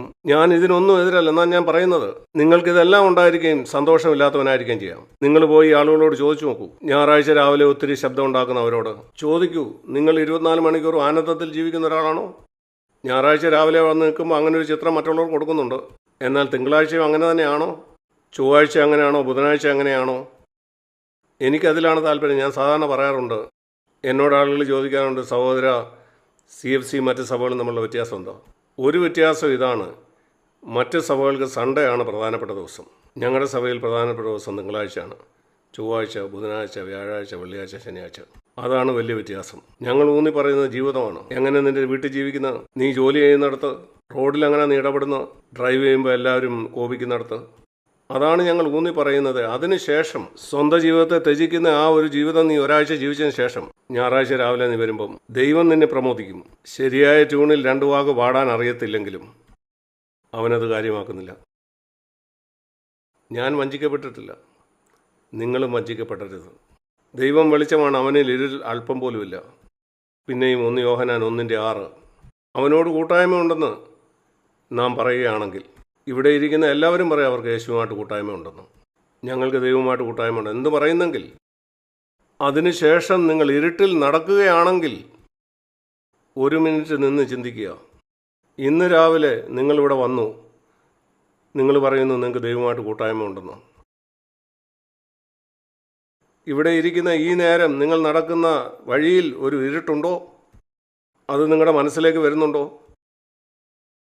അതിനെക്കുറിച്ച് നിങ്ങൾ ചിന്തിക്കേണ്ട ആവശ്യമില്ല. നിങ്ങൾ ഇപ്പോൾ നിങ്ങളുടെ ഹൃദയത്തിലേക്ക് വരുന്ന ആ കാര്യം, ആ ഇരുട്ട്, പാപം, തെറ്റായി നിങ്ങൾ ചെയ്ത ആ കാര്യം, നിങ്ങൾ പറഞ്ഞ വാക്കുകൊണ്ട് ഒരാൾ മുറിപ്പെട്ടത്, നിങ്ങൾ ഒരിക്കലും ക്ഷമ ചോദിച്ചില്ല. അതിപ്പോഴും ഇരുട്ടാ. അവനോട് ക്ഷമ ചോദിച്ചേ നിങ്ങൾക്ക് അതിൽ നിന്ന് വെളിച്ചത്തിലേക്ക് വരാൻ കഴിയൂ. സാമ്പത്തിക കാര്യങ്ങളിലുള്ള അവിശ്വസ്തത, ദൈവത്തിനെതിരെയുള്ള നിങ്ങളുടെ മുറിവുറുപ്പും മത്സരവും, അത് അന്ധകാരമാണ്. നിങ്ങളുടെ ജീവിതത്തിലുള്ള ഏതെങ്കിലും കാര്യത്തെക്കുറിച്ച് നിങ്ങൾ പരാതിപ്പെടുമ്പം, നിങ്ങൾ ആഗ്രഹിച്ച പോലെ അത് നടക്കാതെ വന്നപ്പം, നിങ്ങൾ സത്യത്തിൽ പറയുന്നത്, ശരി, പിശാചിന് ഈ കാര്യത്തിൽ ചില അധികാരങ്ങളുണ്ട്. ദൈവം പൂർണ്ണമായിട്ടും ഈ ലോകത്തിൻ്റെ അധിപതിയല്ല. പൊതുവെ അവൻ ഈ ലോകത്തിൻ്റെ അധിപതിയാണ്. എന്നാൽ എൻ്റെ ജീവിതത്തിലുള്ള ഈ പ്രത്യേക കാര്യത്തിൽ പിശാചിന് അധികാരമുണ്ട്. ശരിക്കും നീ ഉദ്ദേശിക്കുന്നത് ദൈവം നിന്നെ വിട്ടുകളഞ്ഞെന്നാണോ? ദൈവം ഈ ലോകത്തിൻ്റെ അധിപതിയാണെന്ന് പറയാൻ വളരെ ഈസിയാണ്. നിങ്ങൾ ആഗ്രഹിക്കുന്ന പോലെ എല്ലാ കാര്യവും പോകുന്ന സമയത്ത്. അത് അവിശ്വാസികൾ പോലും പറയുന്ന കാര്യമാണ്. നിങ്ങൾ ആഗ്രഹിക്കുന്ന പോലെ കാര്യങ്ങൾ പോകാത്ത സമയത്ത് ഒരു ക്രിസ്ത്യാനിക്ക് പറയാൻ കഴിയും ദൈവം ഈ ഭൂമിയുടെ അധിപതിയാണെന്ന്. നിങ്ങൾ പറയും, കർത്താവേ, ഞാനിപ്പോഴും വിശ്വസിക്കുന്നു, നീ എൻ്റെ ജീവിതത്തിൽ താല്പര്യമുള്ളവനും നീ സർവശക്തനുമാണ്. എൻ്റെ ജീവിതം സുരക്ഷിതമാക്കാൻ വേണ്ടിയല്ല, എന്നെ യേശുവിനെ പോലെ ആക്കാൻ, അങ്ങയോടുള്ള ആഴമായ കൂട്ടായ്മയിലേക്ക് കൊണ്ടുവരാൻ. ശരി, നിങ്ങളുടെ ജീവിതത്തിൽ ഏതെങ്കിലും ഇരുട്ട് കണ്ടെത്തെങ്കിൽ നിങ്ങൾ ഇരിക്കുന്നിടത്ത് നിങ്ങൾക്ക് മാനസാന്തരപ്പെടാം. അതിനൊത്തിരി കാര്യം വേണ്ട. നിങ്ങൾക്ക് ദൈവം വെളിച്ചം തന്നെങ്കിൽ ദൈവത്തോട് പറയുക, കർത്താവേ ക്ഷമിക്കണേ, ഈ പ്രത്യേക മേഖലയിൽ അങ്ങ് സർവ്വശക്തനാണെന്ന് ഞാൻ ഇതുവരെ അംഗീകരിച്ചിട്ടില്ല കർത്താവേ. അല്ലെങ്കിൽ ആരോടെങ്കിലും എന്തെങ്കിലും സെറ്റിൽ ചെയ്യാനുണ്ട്. എനിക്ക് കിട്ടുന്ന ആദ്യ അവസരത്തിൽ തന്നെ ഞാനത് സെറ്റിൽ ചെയ്യും കർത്താവേ. ഇന്നൊരു കാര്യം ഞാൻ പഠിച്ചു, ഒരിക്കലും ഇരുട്ടിൽ നടക്കരുതെന്ന്. ഞാൻ വെളിച്ചത്തിൽ നടക്കാൻ ആഗ്രഹിക്കുന്നു. കൂട്ടായ്മയിലാണെന്ന് പറയുകയും നിങ്ങൾ ഇരുട്ടിൽ നടക്കുകയും ചെയ്യുന്നെങ്കിൽ നിങ്ങൾ ഫോഷ്ക്ക് പറയുകയാണ്, പരിശുദ്ധാത്മാവ് നിങ്ങളൊരു കള്ളനാണെന്ന് പറയുന്നു. ഞാൻ വിചാരിച്ചു ഞാനൊരു വിശ്വാസിയാണ്. എന്നാൽ നീ ഒരു കള്ളനാണ്. കാരണം നിങ്ങൾ പറയുന്നത് നിങ്ങൾ ദൈവമായിട്ടുള്ള കൂട്ടായ്മയിലാണെന്ന്. എന്നാൽ വെളിച്ചം വരാനായിട്ട് അനുവദിക്കാത്ത ഒരു ഇരുട്ട മേഖല നിങ്ങളുടെ ജീവിതത്തിലുണ്ട്. ആ ഇരുട്ടിനെ പുറത്താക്കുക, അല്ലെങ്കിൽ നിങ്ങളിൽ സത്യമില്ല. എന്നാൽ ഇതാണ് അനുഗ്രഹം, നിങ്ങൾ വെളിച്ചത്തിൽ വസിക്കുന്നെങ്കിൽ. ഞാനിത് മുമ്പ് പറഞ്ഞ് നിങ്ങൾ കേട്ടിട്ടുണ്ട്, വെളിച്ചത്തിൽ ജീവിക്കുക എന്ന് പറഞ്ഞാൽ പൂർണ്ണനായെന്നല്ല. അതിൻ്റെ അർത്ഥം നല്ലതെന്നല്ല, നിങ്ങൾ സത്യസന്ധനാണ്. നല്ലവനാകാനും പൂർണ്ണനാകാനും ഒരു പക്ഷേ നിങ്ങൾ വർഷങ്ങളെടുക്കും. എന്നാൽ സത്യസന്ധനാകാൻ നിങ്ങൾക്കൊരു മിനിറ്റ് മതി. സത്യസന്ധനെന്ന് പറഞ്ഞാൽ ഇതാണ് ഞാൻ ചെയ്തത്, അത് തെറ്റായിരുന്നെന്ന് ഞാൻ സമ്മതിക്കുന്നു. നിങ്ങളുടെ മനസ്സാക്ഷി അത് പറയുന്നു. നീ ചെയ്തത് അത് തെറ്റായിരുന്നു. നീ ആ ആളോട് പറഞ്ഞ രീതി അത് ശരിയായിരുന്നില്ല, തെറ്റായിരുന്നു. വെളിച്ചത്തിൽ നടക്കാമെന്ന് ഞാൻ സത്യസന്ധനായിരിക്കാം. അങ്ങനെ നമുക്ക് ദൈവത്തോട് കൂട്ടായ്മ ആചരിക്കാൻ കഴിയും. യേശുക്രിസ്തുവിൻ്റെ രക്തം സകല പാപം പോക്കി നമ്മൾ ശുദ്ധീകരിക്കും. ഇത് ശ്രദ്ധാപൂർവം കേൾക്കുക. വെളിച്ചത്തിൽ നടക്കുക എന്നുള്ളതാണ് പൂർണ്ണതയെങ്കിൽ എന്തിനാണ് പിന്നെ യേശുവിൻ്റെ രക്തം?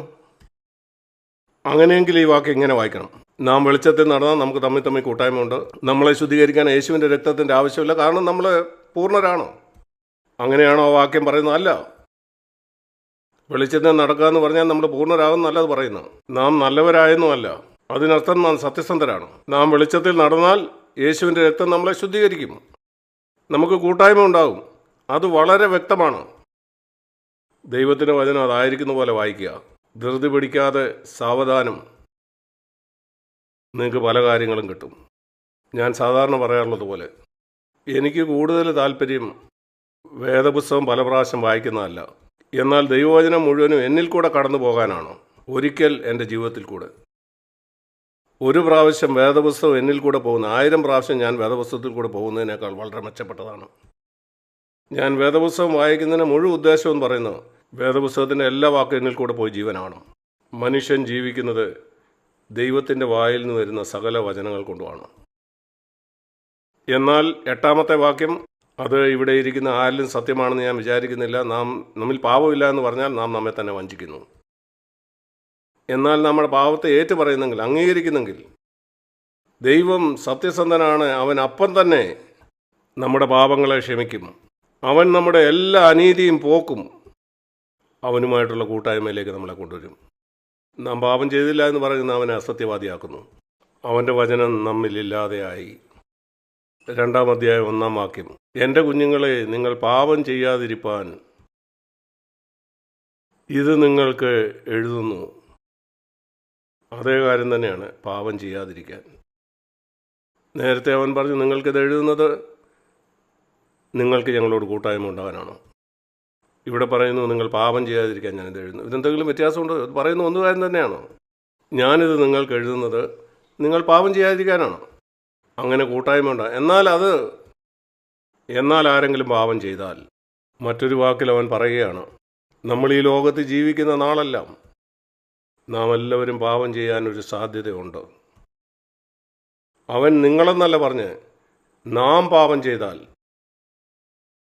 ആരെങ്കിലും നാമെന്ന് പറഞ്ഞാൽ, യോഹന്നാൻ തന്നെയും കൂട്ടിയാണ്. 95 വയസ്സായ ഞാൻ 65 കൊല്ലമായി യേശുവിനോട് നടക്കുന്നു. ഞാനും ഒരു പക്ഷേ വീഴാം, എൻ്റെ ചിന്തയിലോ എൻ്റെ വാക്കിലോ. എന്നാൽ അപ്പോൾ തന്നെ ഞാൻ യേശുവിൻ്റെ അടുക്കിലേക്ക് വന്നത് കഴുകിക്കളയും. നമുക്കൊരു കാര്യസ്ഥൻ പിതാവിൻ്റെ അടുക്കലുണ്ട്. നീതിമാനായ യേശുക്രിസ്തു. ഞാൻ ദൈവത്തിന് നന്ദി കരയറ്റുന്നു. ഞാൻ തെറ്റിപ്പോകുമ്പം, ഈ ലോകം മുഴുവനും എൻ്റെ വീഴ്ചയെക്കുറിച്ച് എന്നെ കുറ്റപ്പെടുത്തുമ്പം, എന്നോടൊപ്പം നിൽക്കുന്ന ഒരു മനുഷ്യനെ എനിക്കറിയാം. അതാണ് യേശുക്രിസ്തു. ഞാൻ എങ്ങനെ തന്നെ വീണാലും അവൻ എന്നോടൊപ്പം നിൽക്കും. അവൻ പറയും, സാരമില്ല, ഞാൻ നിന്നെ ഉയർത്താൻ. ഇവിടെ ഇരിക്കുന്ന എല്ലാവരോടും ഞാൻ പറയുന്നത്, നിങ്ങൾ നിങ്ങളുടെ ജീവിതം നശിപ്പിച്ചിട്ടുണ്ടാകാം, അല്ലെങ്കിൽ നിങ്ങൾ എവിടെയെങ്കിലും വീണിട്ടുണ്ടാകാം. ഒത്തിരി പേര് നിനക്കെതിരാകാം, മലകര് നിന്നെ തെറ്റിദ്ധരിക്കുന്നുണ്ടാകാം. നിങ്ങളുടെ പലരുടെയും ബന്ധുക്കൾ, മാതാപിതാക്കൾ, അവർ ക്രിസ്ത്യാനികളല്ല, അവർ നിങ്ങളെ പലതരത്തിൽ ബുദ്ധിമുട്ടിക്കുന്നുണ്ടാകാം. എല്ലാവരും മാറിയാലും മാറാത്ത ഒരുവൻ നിങ്ങളോടൊപ്പം ഉണ്ട്. അത് നിങ്ങൾ ഒരിക്കലും മറക്കരുത്. ഒരു കാര്യസ്ഥൻ, നീതിമാനായ യേശു. അവനാണ് നിങ്ങളുടെ കാര്യസ്ഥൻ. അവൻ ഇവിടെയല്ല, പിതാവിനോടൊപ്പം സ്വർഗത്തിലാണ്. ഒരു അഡ്വക്കേറ്റ് എന്താ ചെയ്യുന്നത്? അവന് ആ കോടതിയിൽ നിങ്ങൾക്ക് വേണ്ടി വാദിക്കുകയാണ്.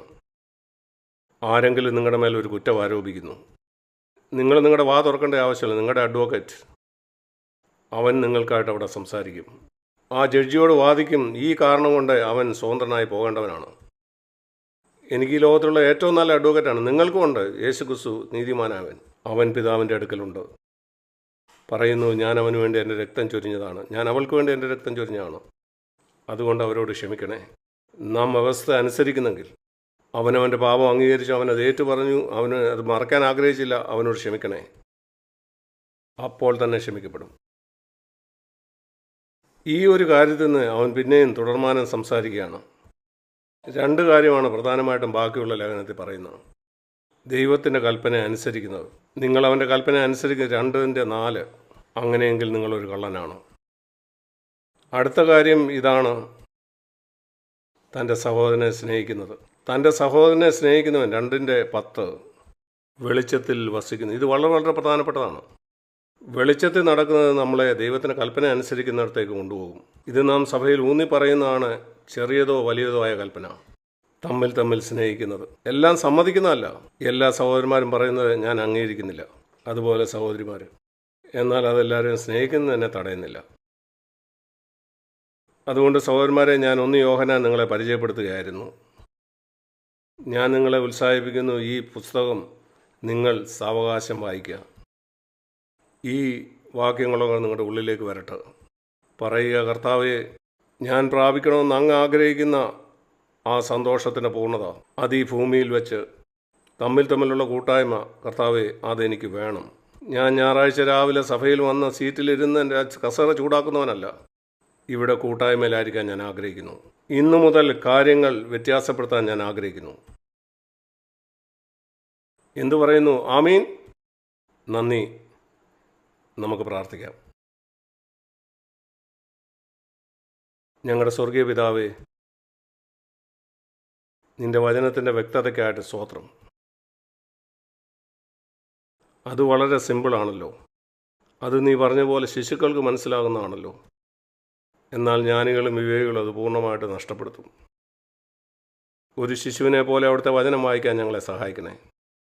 അങ്ങയോടുള്ള മഹത്വകരമായ കൂട്ടായ്മയിലേക്ക് വരാൻ ഞങ്ങളെ സഹായിക്കണേ. അതെപ്പോഴും ആ സന്തോഷത്തിൻ്റെ പൂർണ്ണതയിലേക്ക് ഞങ്ങളെ നടത്തുമല്ലോ. ഞങ്ങൾക്ക് ആ ജീവിതം വേണം കർത്താവേ.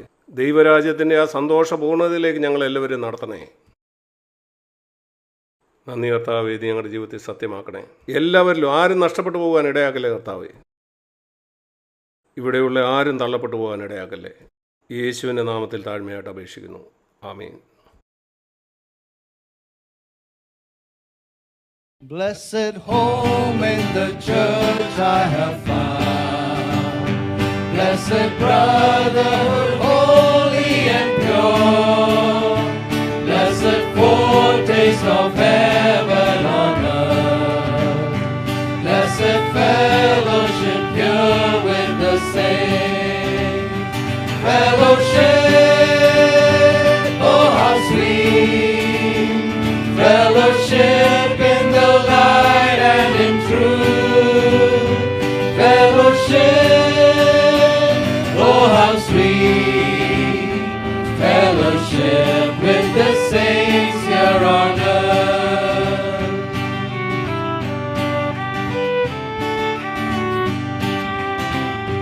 Thank you, Lord, for the body of Christ. Thank you, Lord, for the shepherd so good. Thank you for the prophetic word. Thank you, Lord, for the fellowship sweet. Fellowship, oh how sweet. Fellowship in the light and in truth. Fellowship, oh how sweet, fellowship with the saints here on earth.